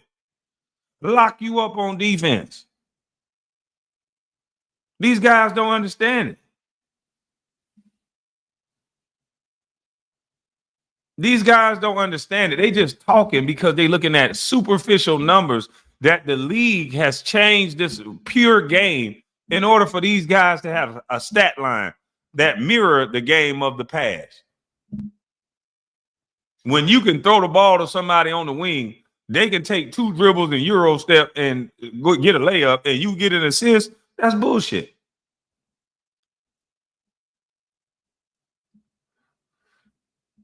I'm tired of hearing players only talk about stats as if that's what defined the game. Guys sitting up here talking about I scored 29. Nigga, you gave up 29. So you at 0.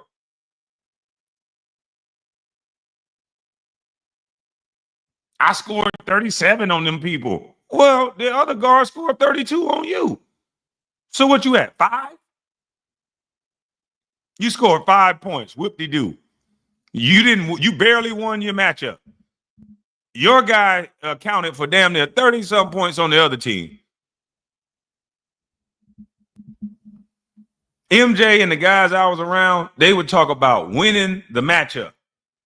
When you're playing against specialty players like Tim Duncan, Kevin Garnett, when they're going to be coming at you every play and you're not going to be getting the ball, how you win that matchup is you make them take more than their shot total.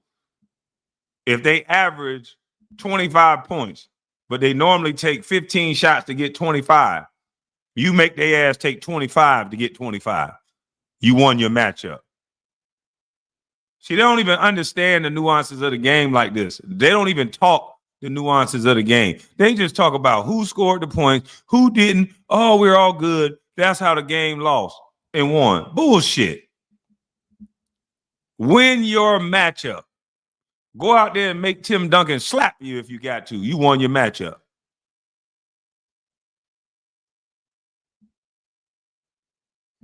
You barely even won your matchup? Shit me. I have a motherfucker mad, boy. I used to have a motherfucker mad. You understand me? When they were coming to see me somewhere, they'd be like, oh shit, better sleep up, nigga.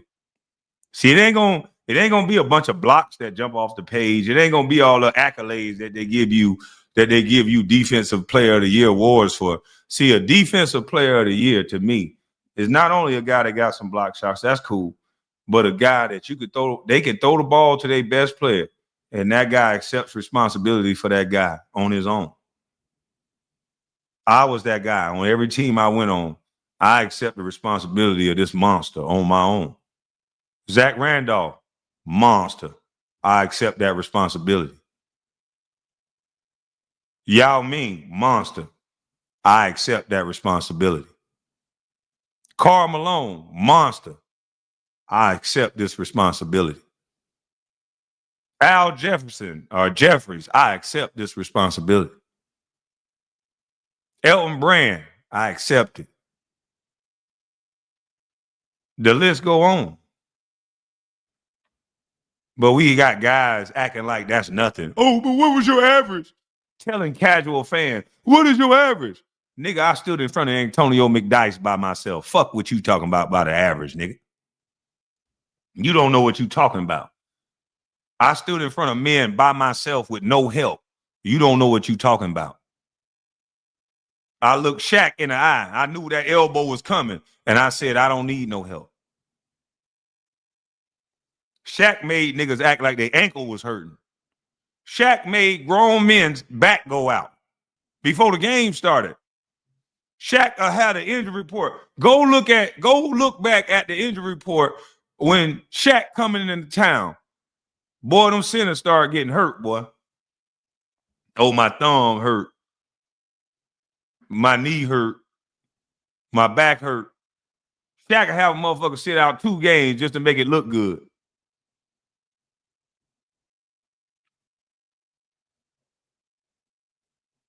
Shaq will have a motherfucker sit out 2 games just to make it look good, like they wasn't running from Shaq. When every trainer in the NBA know that they centers was running from Shaq. Niggas ain't want to get their teeth rearranged. Shaq was rearranging niggas' teeth. I felt bad for Mutombo for the 76 and the rest of it. So I felt bad. Them elbows he took to the face.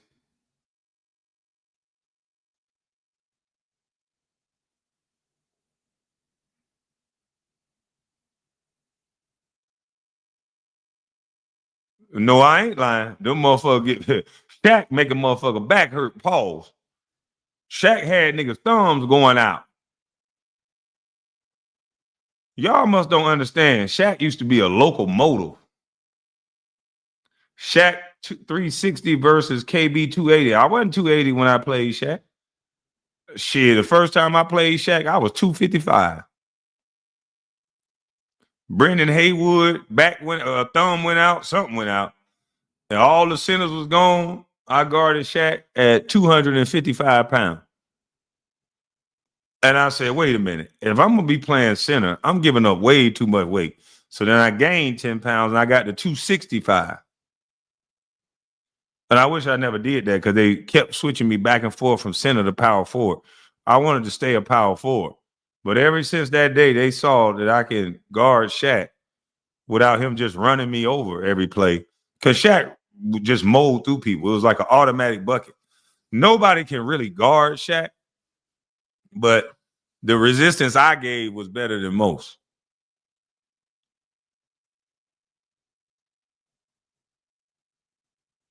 Shaq had 50 and 20. No, Shaq didn't.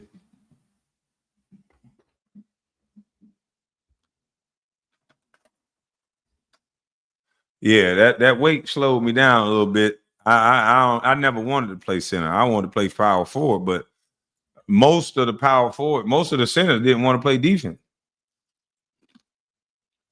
Ain't nobody want to be a center in the era where Shaq was in that bit.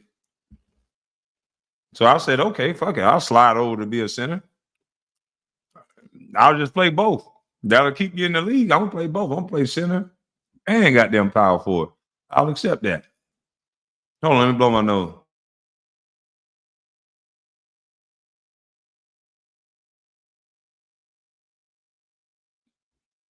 But when I hear weenie dogs talking like the way they be talking, when they ain't accept no challenge, motherfuckers ain't accept a challenge from Kirk Heinrich, let alone somebody that can physically knock your teeth out your mouth. They want to act like that's insignificant. Boy, stop. So yeah, I agree with this dude. Like, stop the press. Just say that you don't want to be talked about. We gonna talk about you. Everybody's gonna get talked about. Everybody is going to get talked about.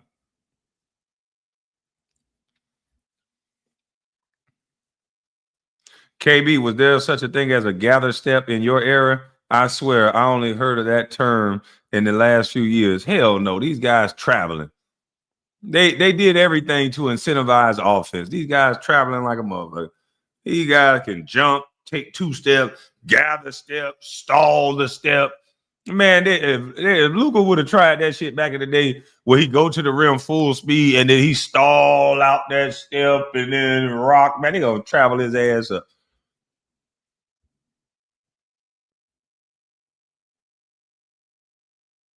So games, I made 5. Yeah, you made 2 all defensive teams. Guess what? I made 6. You made $100 million. I made $300 million. If that's the standard we're going to have, that's a tough standard. And I've often pointed this out to boxers, and they hate when I say this. When boxers always say, well, you've never boxed, blah, blah, blah. I don't care about your criticism. Every time you tell them, you're right. So every time someone gives you a compliment, do you ask them, well, what are your qualifications to compliment me? It goes both ways. And I have an idea. See, I like what Beverly is doing because he's staying. No, they ain't gonna never ask that because they want to be idol worship. Yeah, they ain't gonna never ask that. They want to be idol worship. You don't need no credentials to say LeBron the king. But you need some credentials if you say, man, your ass don't 2-9.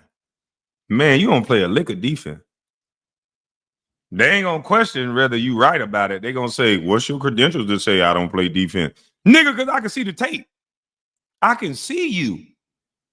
I see you going to the other end standing. It's sad. Like we watching the worst form of basketball, and they trying to tell us it's the best. That shit driving me crazy. This is the worst form of basketball I've ever seen. I would rather watch college because they're not paid enough to not do their job. They still hustle. They still 2-9. They still help the helper. Right now, these dudes get paid too much to help a teammate. LeBron let Luka just lay on the ground. Nigga knocked Luka down. LeBron was like, shit, I don't give a fuck. I'm finna go golfing with goddamn Rubio. The center come hit the goddamn on other player. I'm like, LeBron finna get in this thing now. LeBron walked the fuck off. I said, what the hell?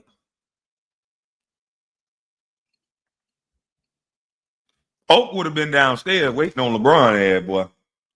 Yeah, he would have walked off like that and Oak was his teammate. Yeah, Oak would have been downstairs waiting to fight his security and everybody. You walked off on a teammate, got shoved to the ground. Why?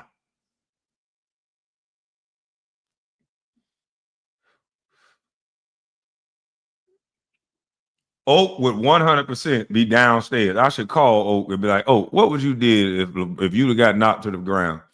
You seen that play with LeBron, he walked off. I'm going to call Oak. I'm going to do another live. I'm going to say, Oak, I want to interview you about this play with LeBron. I want to know your real thought. I'm going to be honest. I'm going to say, Oak, now, you know you cuss my ass out if I don't go 2-9. But see, the one thing about Oak cuss anybody out that don't do their job. He don't give a fuck. You could be MJ. If you don't go over and do your job, he cussing you out. And I think that's what MJ respect about him. He don't have no picks. Oak don't have 0 picks. You the star player, don't do your job. He own you. You a role player, don't do your job. He own you. It's all about doing your job and staying true to the game. That's what it's about. It ain't about this crybaby shit, kissing up to the back of the jersey and all this. Man, Oak don't give a damn about who on the back of the jersey. Did you do your job? I'm gonna do an interview with Oak. Watch how he called out Luka and all these dudes, how they just playing one end of the goddamn court. They don't want real men and masculinity talking basketball no more. Because we gonna talk it from a perspective that you ain't never heard it before. We don't want to hear none of that soft ass shoot the ball every time bullshit. Most real basketball players don't want to hear that. If you can't man up and play defense, we're not going to win with you. You with them. 4-on-5 all day, you with them.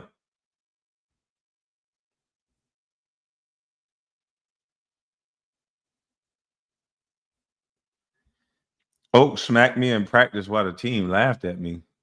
Oh, okay. That's what's up.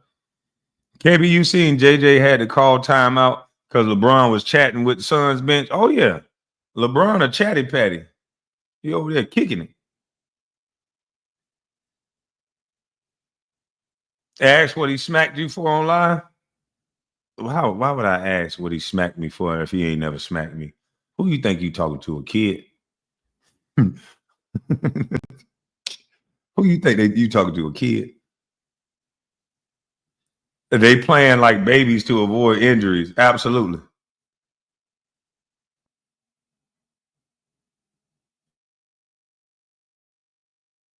In bread on character. He's an absolute Doberman. I mean, he's a pit bull. He is a tenacious, kind of mean, yet funny guy. He knows what he's doing. It reminds me of Rowdy Roddy Piper, my all-time favorite wrestling heel. Yes, I watched wrestling as a kid. I want to start a show called The Bev Hive, where he basically interviews a player that he may not like in between the halftime of a game, and he just says anything he wants. And I'd love that first guest to be Chris Pylon. I'd go with Pylon more than Cone and just have at it and let them battle 5 minutes in between a quarter, because, you know, not the halftime, but in between a quarter, set up a little stage, and it'd be his version of Piper's Pit. To me, that might get me to watch some NBA more again, Jay. I'll be honest with you. That right there. All right. Do you think it's one thing to come out, guest appearance on Get Up or First Take, you're still in the NBA, but do you think could he be a Charles Barkley type? And again, some people. Yes, he could have before this little incident that went on. I don't know what's going on with it yet, but he definitely could have, and still maybe can if he get on his own podcast. He's not gonna be able to do it on a network. This angry hoops fan, man, this is a hilarious video. Angry old hoops fan is the original channel on this one. And this depicts why this LeBron fandom is stupid. This depicts everything that I'm talking about. This is exactly what we're talking about. So you LeBron stands that don't like LeBron being talked about, come tell on me. I'm talking about him. I want dude to show he does a great job of finding all these clips. I don't know how he finds every clip of Bronny. This joke got the whole 6 minutes of Bronny. I couldn't find the clip when Bronny was in the game. He got all the clips when Bronny in the game. That was amazing. And he got all the clips of LeBron's fuck ups too. So let's get it. How does end up being a LeBron? Y'all asked for it.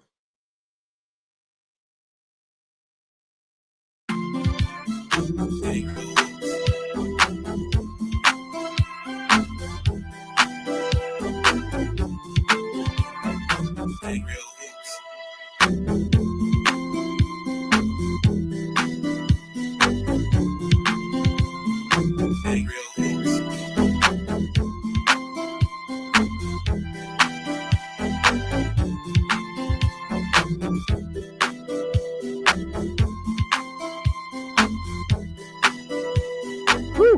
Good thing you kept that guy in the fourth period. Can I just say, it's got to suck to be Rui Hachimura. Whatever transpired here, somehow it was Rui's fault. Only LeBron is allowed to go stand in the corner, Rui. Speaking of Rui, he only got one shot attempt that night, thanks to 30% James being in there. Wait for it, and there's your face of the league, folks. Now, Rudy Hachimura, I think I just said he shot 56 or 55% the other game. He's been very consistent with his points, shot count. He really don't take shots that he can't make. He really don't. He really don't take shots that he can't make. But LeBron is not ruining the chemistry of the team, they say. He came back at a perfect time where he was playing scrub teams. And now he's playing teams where the guards are fast, the guards are quick, they're above 500. And here this dude is out here whining again. He's out here whining again. 40-year-old man out here whining and fucking trying to get to 10 points. You see, Kwame don't care about nobody. Let's see the first one. Mm-hmm. No, he didn't. What the fuck? Laugh out loud. How does end up about LeBron? You asked for it. Players have been asking for it. No, we didn't. Yes, you did. And now I don't care about nobody because I'm talking about LeBron. Gotcha. All right. So a 40-year-old man is walking up and down the court like he had the wreck, yelling at the young fellas, telling them what to do. Old time clock playing ass nigga. Yeah, I played in the same era and I was smart enough to leave. Because I don't want to be the old guy ruining the league, ruining the back and forth with what people going on. Who is this? Oh, I didn't see this super chat. Hey, thank you, dummy. I didn't see that super chat. Southern Child. Hey, Kwame, you think you can do me a favor and share my GoFundMe? I got some real going on and could use that kind of support. Where's your GoFundMe at? Put your GoFundMe in the chat and then I'll post it up here.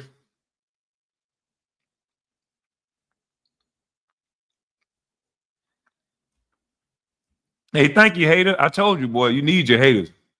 They'll make you catch what you didn't see. Thank you, hater.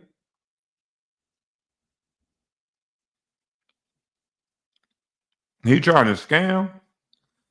Hey, it'll be on y'all discretion whether y'all want to donate.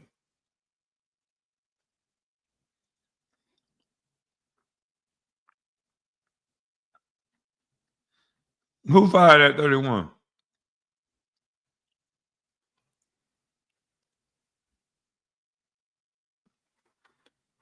You would always love LeBron. He lived up to the hype. You don't have to not love LeBron. And just because we showing LeBron didn't run back on the court and LeBron not playing defense and he yelling at his teammates, that don't mean not love LeBron. It means LeBron might need to go ahead and retire because I think he's ruining the chemistry of this team. Hachimura is not getting his shots. A lot of other guys are not getting the shots and the touches that they're going to need.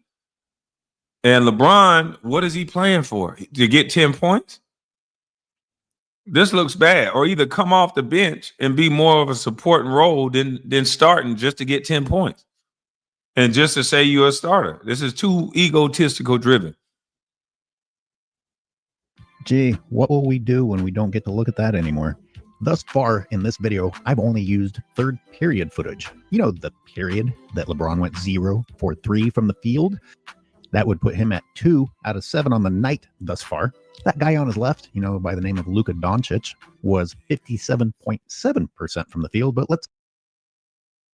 Man, you know who that is, man. You know he's scared to come in here with his real profile because he know I'm going to call him out for it being LA time. And he been in here early, boy. This joker been up all morning. He been up all night, really. But, yeah, you know who that is, man. You know exactly who that is. If we block all those channels, he'd have to come in here in his real profile.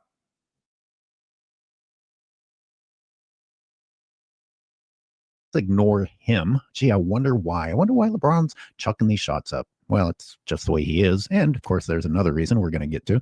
Let's talk about someone who you don't see on the floor. Dalton Connect plays the same position, small forward, as LeBron James.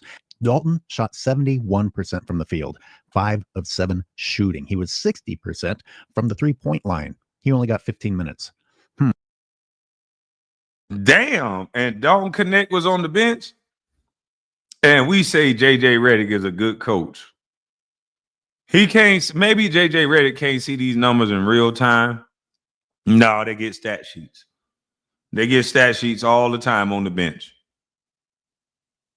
This man is shooting 60% from the three, 71% from the field. Let's give him only 15 minutes. Let's not give him 30 minutes. Let's not give him 36. Let's just give him 15.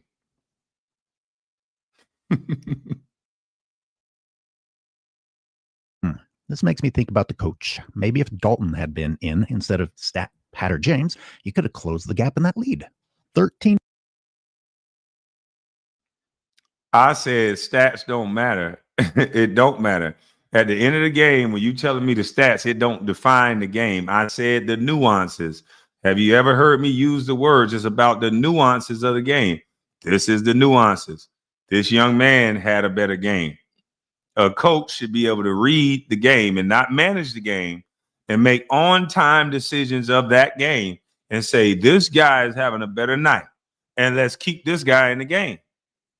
But no, we got to get LeBron his 10 points. So he shot 10 field goals to get 10 points. Amazing.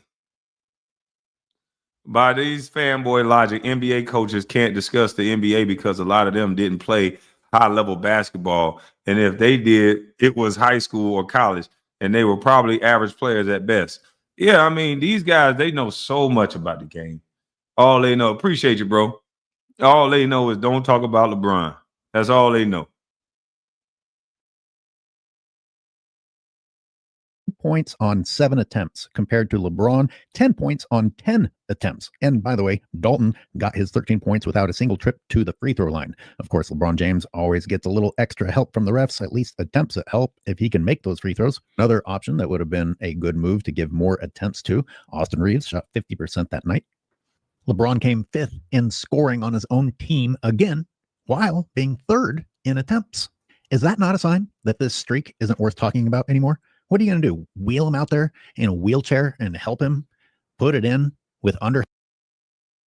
If they have to, I can see them having a King James hover around out that motherfucker. Him electric scootering down the court for an electric scooter dunk. I can see it. LeBron's still the king with a white beard and shit. This is crazy. We need to bring the old school game back. When LeBron retired, they can stop locomotive basketball. They will bring the power forwards back into the paint. They don't have to be 3-point specialists to play power forward in the NBA. Just think about it. Because of LeBron James, if we had to continue this era, we'll never see the next Karl Malone. We'll never see the next Oscar Robertson, Moses Malone. We'll never see the next guy that's going to get those type of rebounds because it's going to be all for point guards because the power forwards are going to be out of the paint. We can have no Reggie Evans in the league no more because his specialty is no longer needed. You got to be able to shoot threes. Like, that don't even make sense. A power forward has to shoot threes in order to be in our league because you can't post him up. You can't throw him at the pinch post. He's in the way.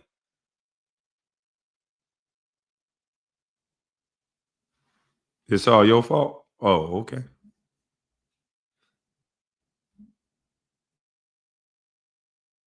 Handed shots for the next few years just to make sure he keeps getting 10 points. He was the 5th option on the team. Why is he in the game? So what are we talking about here? We're talking about coaching decisions. We're talking about leadership decisions. We're talking about poor leadership and poor coaching decisions. Oh, I know. It must have been the defense. Look how helpful LeBron is on offense when he's not shooting, by the way. Anyway, LeBron is gone. And I'm stopping so you have a chance to count. There are 5 Suns players, 4 Lakers. LeBron has taken off early, as he always does, to get into an advantageous defensive position, except look at the guy in the top of the screen. He's going to take off in a sprint. And one would hope that the Laker that got back early would stop that breakaway. Instead, LeBron James, when he re-enters the frame, we see him running away from the threat. I'm sorry, jog walking away from the. Mr. Brown, do you know that you had 79 games with 0 points and 29 games with 0 rebounds as a 7-foot #1 draft pick? Absolutely, I know that, dummy. Why do you think I was cussing the coach out? See, they'll put you in the game in what's called garbage minutes. Yeah, they would put me in the game 2 minutes left with a bunch of young, hungry guys out there trying to shoot shots. Did you think I wanted to be in the game? Why do you think I don't care nothing about when they talk these average? When they just select a guy for garbage minutes, of course it's going to ruin an average. Averages don't mean shit. But you thought I was going to run from that? It won't let me post it in a super chat. Post it in a regular chat, and then we'll put it up.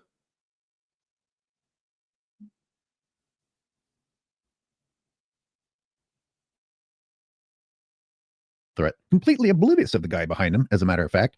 This is case in point of, well, it's not my job. If you're going to talk about basketball IQ and run away to get a head start on defense and the threat is coming, and run away. This is dog walking away from the threat, completely re-enters the frame. Wait a minute. Hold up. Let me slow this down. What happened?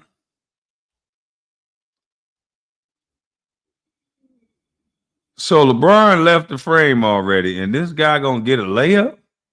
Top of the screen, he's going to take off in a sprint, and one would hope that the Laker that got back early would stop that. Oh, hell no. Oh, my goodness. I ain't even see this play. Oh, my goodness. Holy shucks. That's crazy.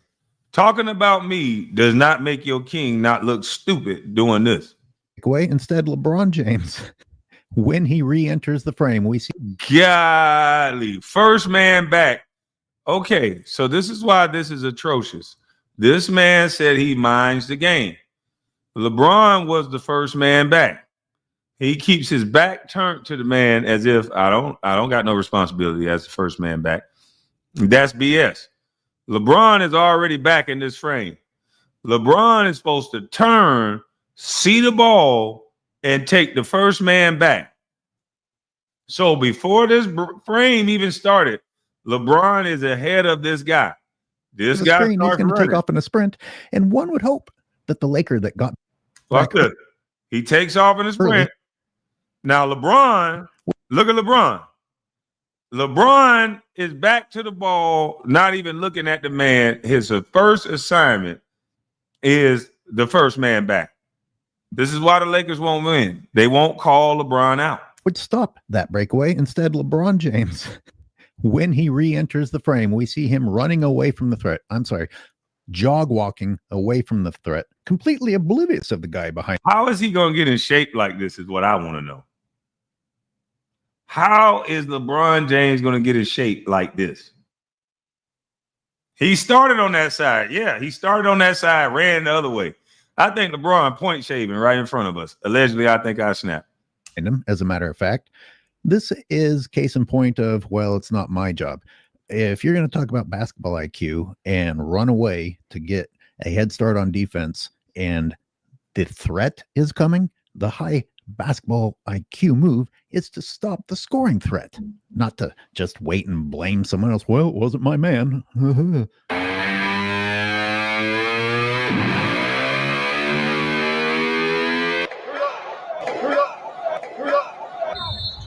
And a timeout called by J.J. Redick. Just not happy with what he's seeing right now. Which incredible streaks in NBA history. He has scored double digits. LeBron James. It's hard to get to the main focus of the video when LeBron James and the announcers keep providing a buffet of shit that you have to wade through.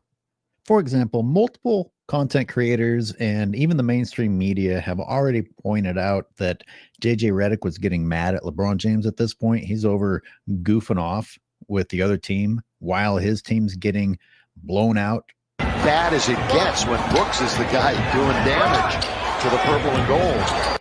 You can hear JJ increasing his volume as he yells at LeBron. Want a timeout and then Fisher don't. Not even paying enough attention to know that the coach is trying to communicate with him.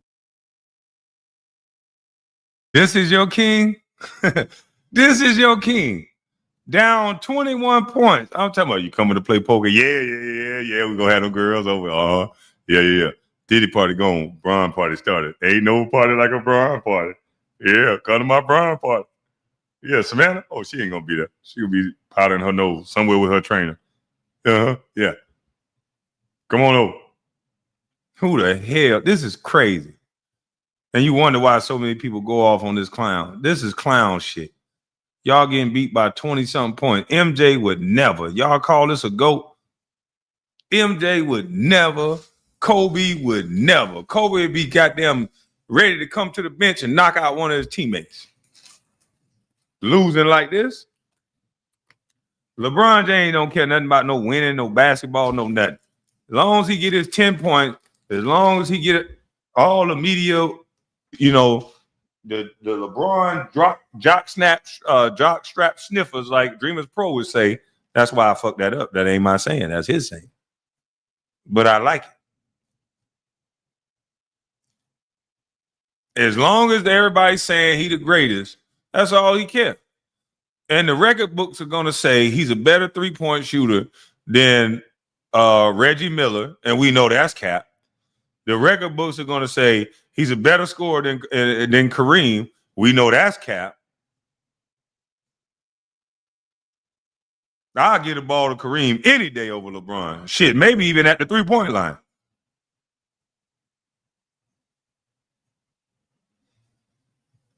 I'd rather have Kareem shoot the free throw over LeBron in the big moments. I'd rather have Kareem shoot the last shot if it's under 3. Yeah, I'm taking Kareem. I'm drafting Kareem first because he played both sides of the ball. In this era or the old era.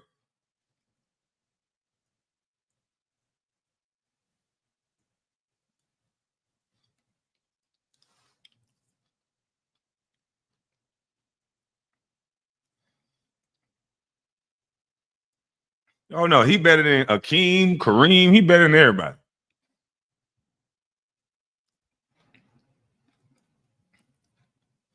They playing the Raptors tonight. We'll see how that goes.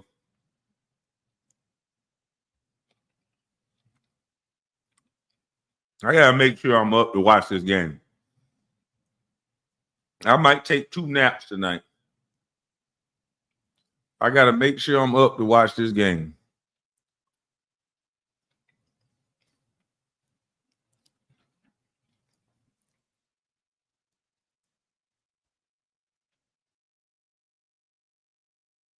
Forcing his coach to call a timeout, and he still didn't listen to his coach. Different topic. Maybe we'll circle back to that. I want to make sure you understand that while LeBron James is behaving in that childish, disrespectful manner, he's being praised by the announcers. They're completely ignoring his antics. They're completely ignoring that he isn't listening to his coach.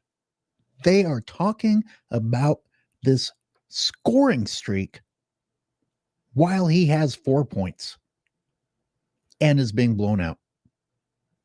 He hasn't even achieved it yet, and they're talking about it. They have it up on the screen.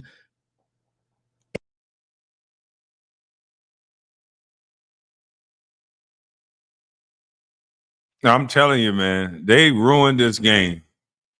The sports media is complicit with ruining this NBA game, making it about stats and superficial dumb stuff when it's all about winning. Winning cures all. And they made it about stats. This is ridiculous. As if it's already been accomplished this game, as if it's even an accomplishment. I mean, you don't need further evidence than this game to show that it's all BS. January 5th, 2007 was the last time he did not reach double figures in a game, and LeBron. You see that right there? That was a lie. The people listening just got lied to. That is not the last time he didn't reach double figures in a game. I just realized another insulting fact, insulting in that LeBron James was still in the game. Phoenix Suns pulled Dillon. He had 33 points in the third, and that's what he ended with. He played for 3 minutes in the fourth, and then he sat out. But LeBron stayed in. My God. Scored in double figures. And that could help him as he gets to the free throw line. Yes, moronic announcer. Him flopping is going to help him get from 4 to 6 at the charity stripe. 4 points.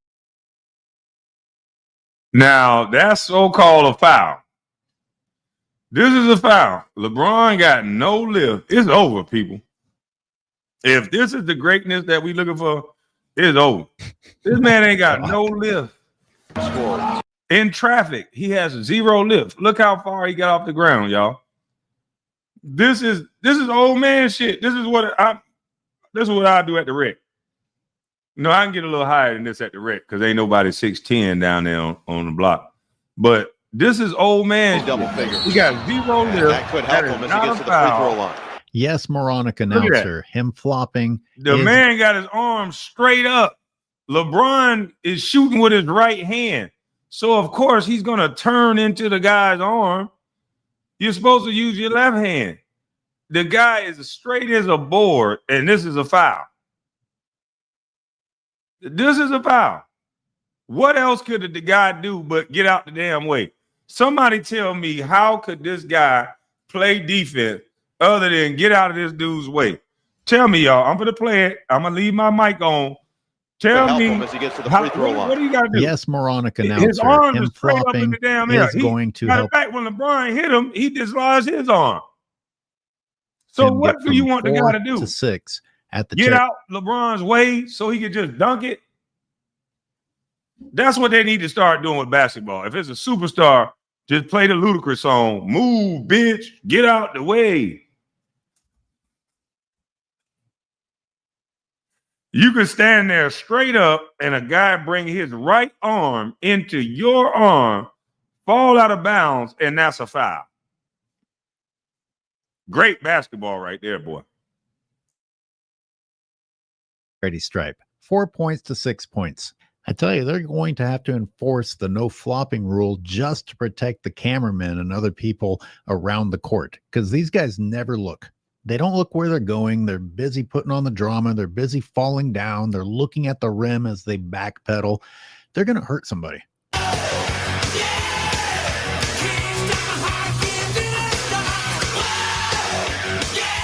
As entertaining as the game footage is, most of today's episode is going to be talking about Doug Collins' decision with Michael Jordan in 2001 and how that type of coaching exposes today's fraudulent NBA and JJ Redick's fraudulent coaching decisions when it comes to LeBron James.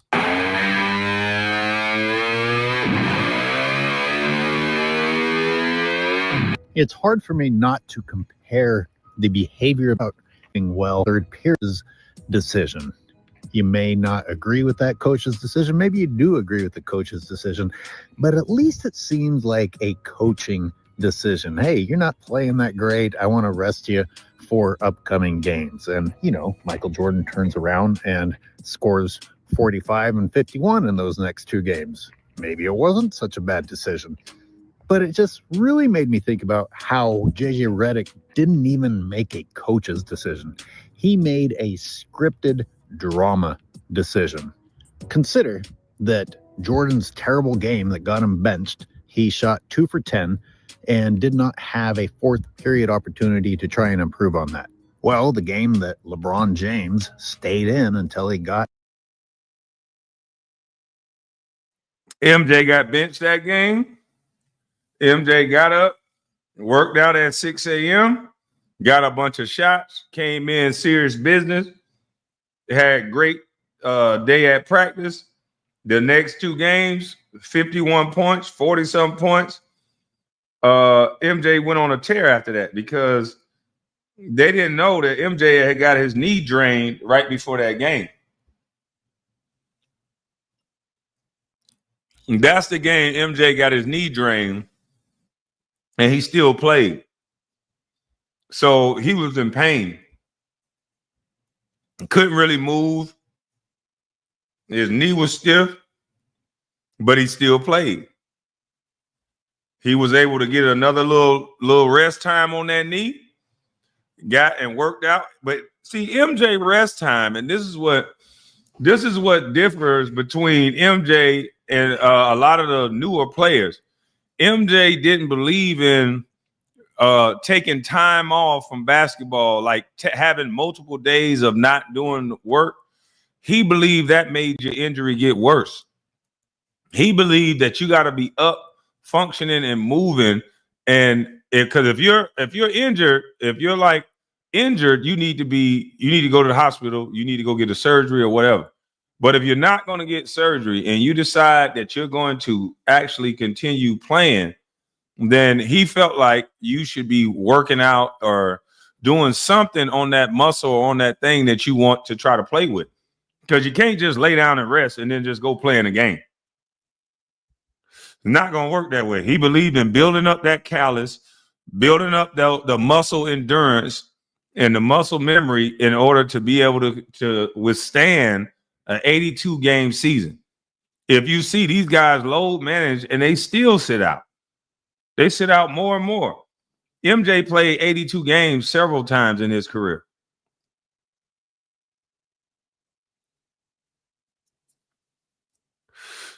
MJ retired 3 times. He definitely believes in rest.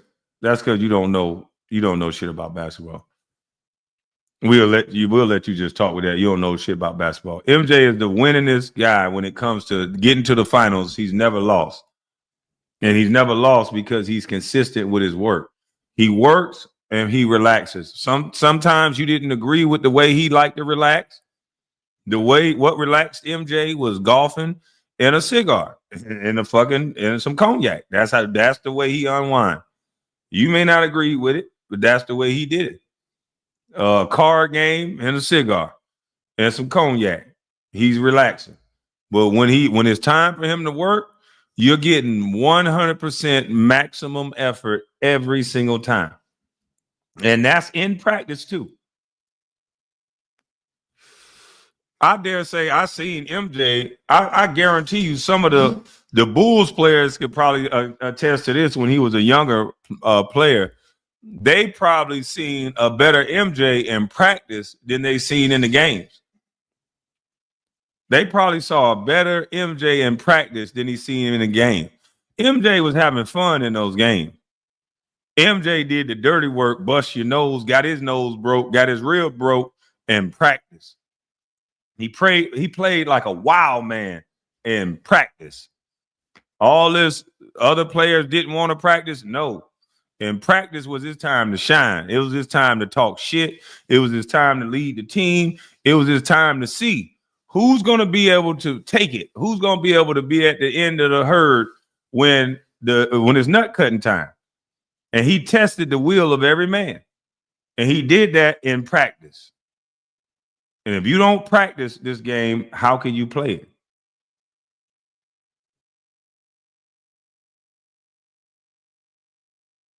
His double digits, he shot 3 for 10. Wow, so much better. He had 0 rebounds, 3 turnovers, 30% from the field, 25% from the three-point line. Those are the performance arguments in a game that was, by many people's opinions, a blowout. Now, add to that LeBron James sat out the previous game, supposedly because of managing a nagging foot injury, and had already missed 3.5 weeks already this season. But let's leave him in. I mean, you want to talk about not making responsible coaching decisions when it's supposed to be about the actual game or a player's health? Come on. This is just pure script for a meaningless streak. It's not that I've ever thought highly of JJ Redick as a person or as a coach, but this just really shoves your face right down in the dog doo-doo. Even if you were still trying to pretend that this was basketball and not some BS drama show that poses as basketball, they won't even let you pretend. They just shove your face right in the stinky reality of what they're doing. Hey, LeBron, skip out on your team. Hey, LeBron, go do some podcasts or go on some goofy kids show when you're skipping out on the team. Hey, LeBron, demand max money. Hey, LeBron, demand that your kid be hired to the team. Hey, LeBron, demand that your podcast buddy be hired to the team. Hey, LeBron, perform poorly. Hey, LeBron, chit chat with the other team's bench instead of paying attention. I mean, over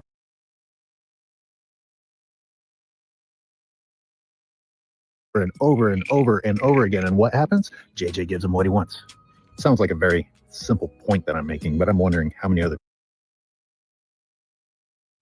And who in the hell, and all the people that get mad at other real basketball players and real basketball people that don't appreciate a guy cheating the NBA like LeBron is doing, because that's cheating the league. 1 minute, your leg hurt, your foot hurt, so much to the point where you sit out a game. You sit out one game, now your foot feel good again. You go in the game, you got 4 points, you don't got your 10. You stay in the game in the fourth quarter.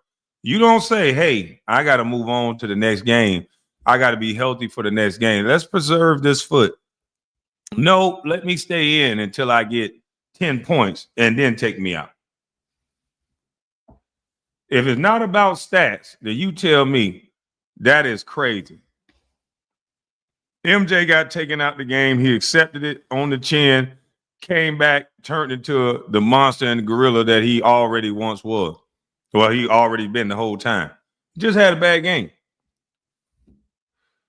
Knee sore. MJ gonna get everybody's best every single time.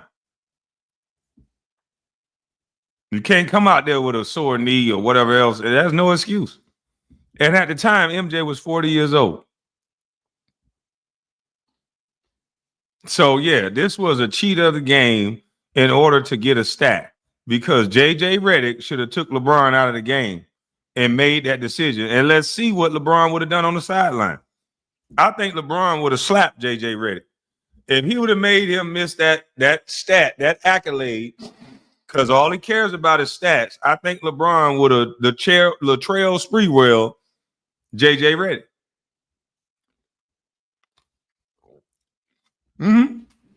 I think we would have saw the new Latrell Sprewell. Because why didn't he take him out the game? There was no point in LeBron being in that game. They're down 20. And he's not paying attention. He just want to get 10 points at this point. And we got to sit here and say that this is the GOAT. This is the best player. This is all created, manufactured BS to make his stat lines look the best so that we can say he's the GOAT. That's all this is. This is proof positive that what I was saying is facts, that stars are not created. Stars are not born, they're created. LeBron James is a created star. He's showing it. He's acting like it. He's on a team that was able to win while he was out. Every superstar in the league wished that they had teammates that was good enough to win while they were out and keep the threat going. LeBron James got teammates that did that for him. He comes back, and all he wants is 10 points. This is sad.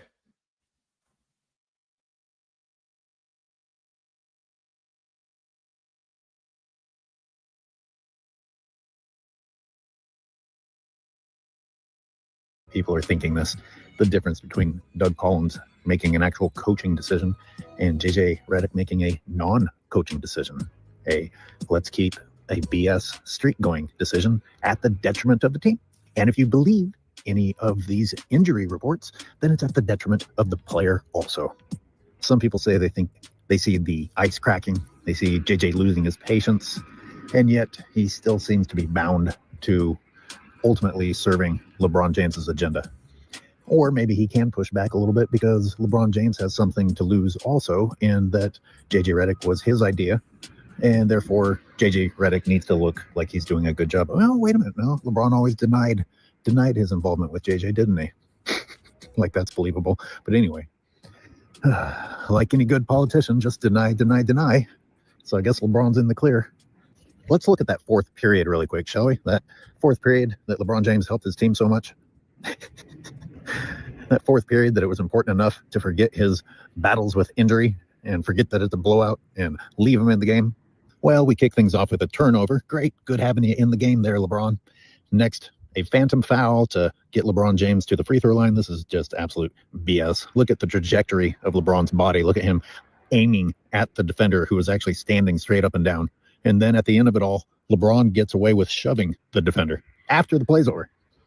No consequences. Anyway, it's away with shoving the defender who was actually standing straight up and down. And man, he got no lift. The only thing he can do is get contact. He's creating the contact. This the shit you do at the park with them young fellas. But that ain't no foul, boy.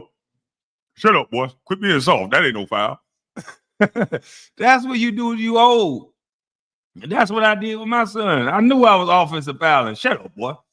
I was hitting him in the chest. Shut up, boy. That ain't no foul. Get tough. Now, part of it, I wanted to get him a little tougher. But a part of it, I was just cheating. Yeah, I was offensive foul and I wasn't quick no more. Yeah, that's what he doing. He can't get around nobody. So what you got to do, you got to go through him. This is sad. This is sad. This is a foul. A big old 6'10" joker got to jump into a little old, probably about a 6'2", probably about a 6'3", slow, slew-footed white boy of LeBron's body. And initiate contact with his elbow, get 3 inches off the ground, and that's a foul. Aiming at the defender. Man, get the mother truck out of here. I told y'all this boy ain't had no bag. This ain't no bag right here. Well, show me the MJ move that did this shit. show me MJ at 40 doing this bullshit. MJ had some games and he still got to the money, boy. MJ didn't miss no shots like this. This is garbage. And he was being guarded by way better players. MJ was still being guarded by Ron Artest. He was being guarded by Jalen Rose. Yeah. He was being guarded by people trying to prove something. LeBron being guarded by the slowest footest guy on the court. Hacking it.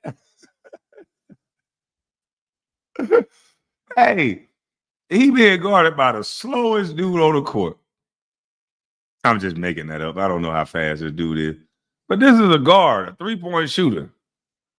This is the call LeBron got to get over 10 or to get closer to 10. He had 4, then he got 6 with the other free throw. I guess he gonna get 8 with these 2. This is a shame. MJ would have left one dribble left, pull up, shot, bucket. MJ would have took this little joker to the post and mashed him and turned over his left shoulder or turned middle gracefully. And this bully ball, ram sack, drop your shoulder. This is the greatest scorer in the history of the game. Hey, this shit is almost laughable. This is the greatest scorer in the history of the game. Done age to 40, and he's still doing the same shit as when he was 20.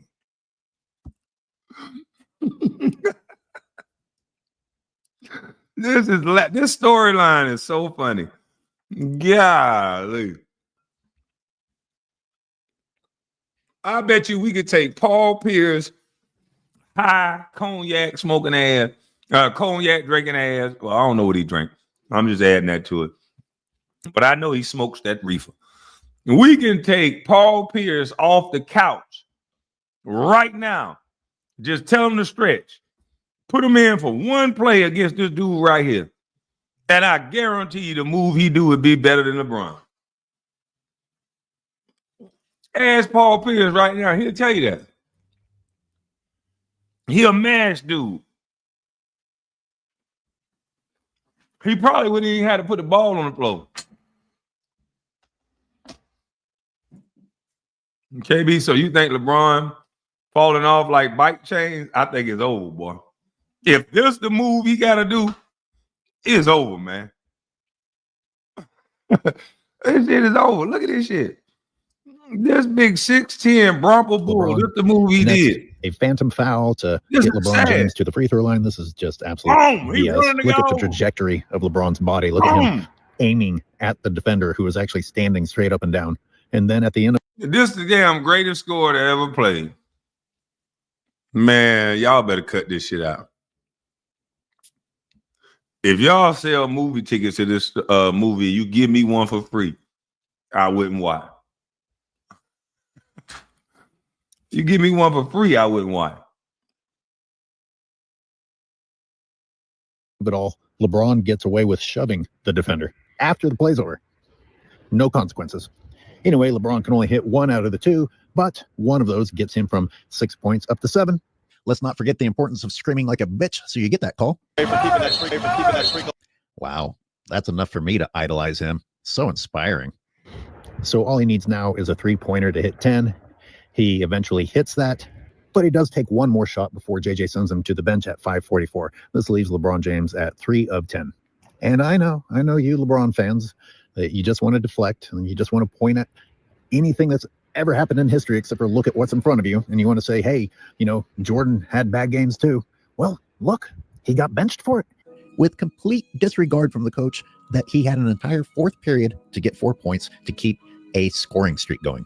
That's because the coach was actually coaching. And Michael Jordan didn't get mad because he wanted to be coached. He wasn't worried about a 10-point scoring streak. I got to tell you, the way that Jordan nonchalantly accepted this instead of being upset shows how meaningless a 10-point scoring streak is to an actual GOAT. Quite the contrast from a phony who is desperately pursuing the continuance. Oh, no, MJ was upset. But he was upset at the way he played. He know he didn't have no reason being in no game in no fourth quarter. Or he knew he couldn't say nothing. But that's why he came out the next couple games the way he came out. He came out and kicked ass like he's supposed to. Of what is already a false streak. Anyway, I guess what I'm saying is that the difference in the coach's behavior kind of gives away how fake the game is now, compared to it still being at least kind of real back then. But JJ's got a multi-million-dollar coaching job thanks to LeBron, so I guess he has to take it up the butt with the disrespect every now and then, huh? I guess that's just the price. But if you're taking the game seriously, if you actually care about winning, if you want to mount a comeback, maybe the NBA Cup actually matters to you because you pretended like it mattered back when you won. Stupid thing. Maybe if any of this matters, you pay attention. Maybe you're so intense Because you care about winning, that you're focused on the game and not jawing and laughing it up with the other team. Maybe you don't cost your coach a timeout, that if your team does close the gap, you're desperately going to need that timeout at the end of the game. Why did Rui Hachimura only have one shot attempt in this game? 10 points on 10 field goal attempts. Because the chemistry is off. Now LeBron is in those spaces where Rudy Hachimura used to be. Rudy can't get to his mid-range. They should start Rudy and put LeBron on the bench, go back to your starting lineup, keep Marcus Smart very active. You're not going to win without Marcus Smart. And I would keep those young cats happy. JJ Redick is in a hard position because I would try to get LeBron to rest more and more and more. Like if I was JJ. Hold on, y'all. You know what? I think Rui could have done better. I know 3 turnovers is an improvement for LeBron turnover James, but it's 3 more than the rebounds that he got. It's more than the assists that he provided. Did this guy bring anything to the table for the Lakers, or is he just there to take?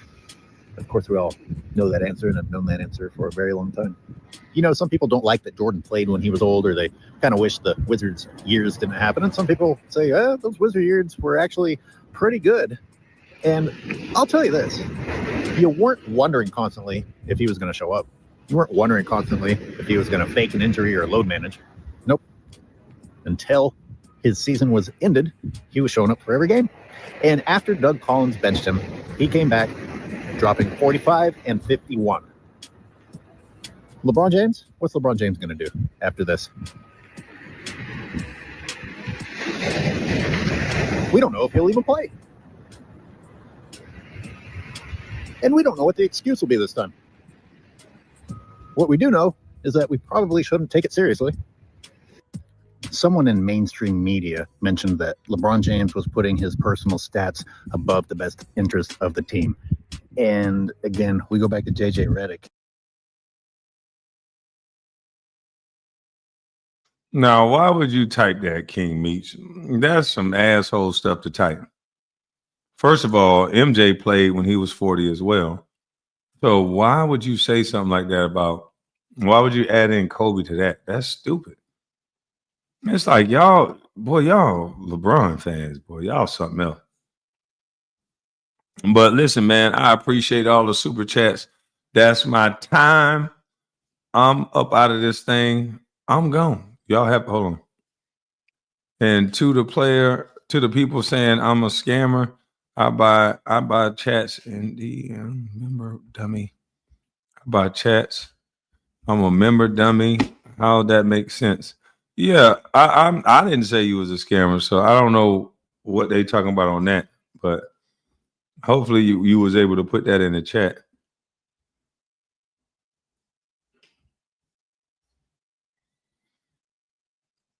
What?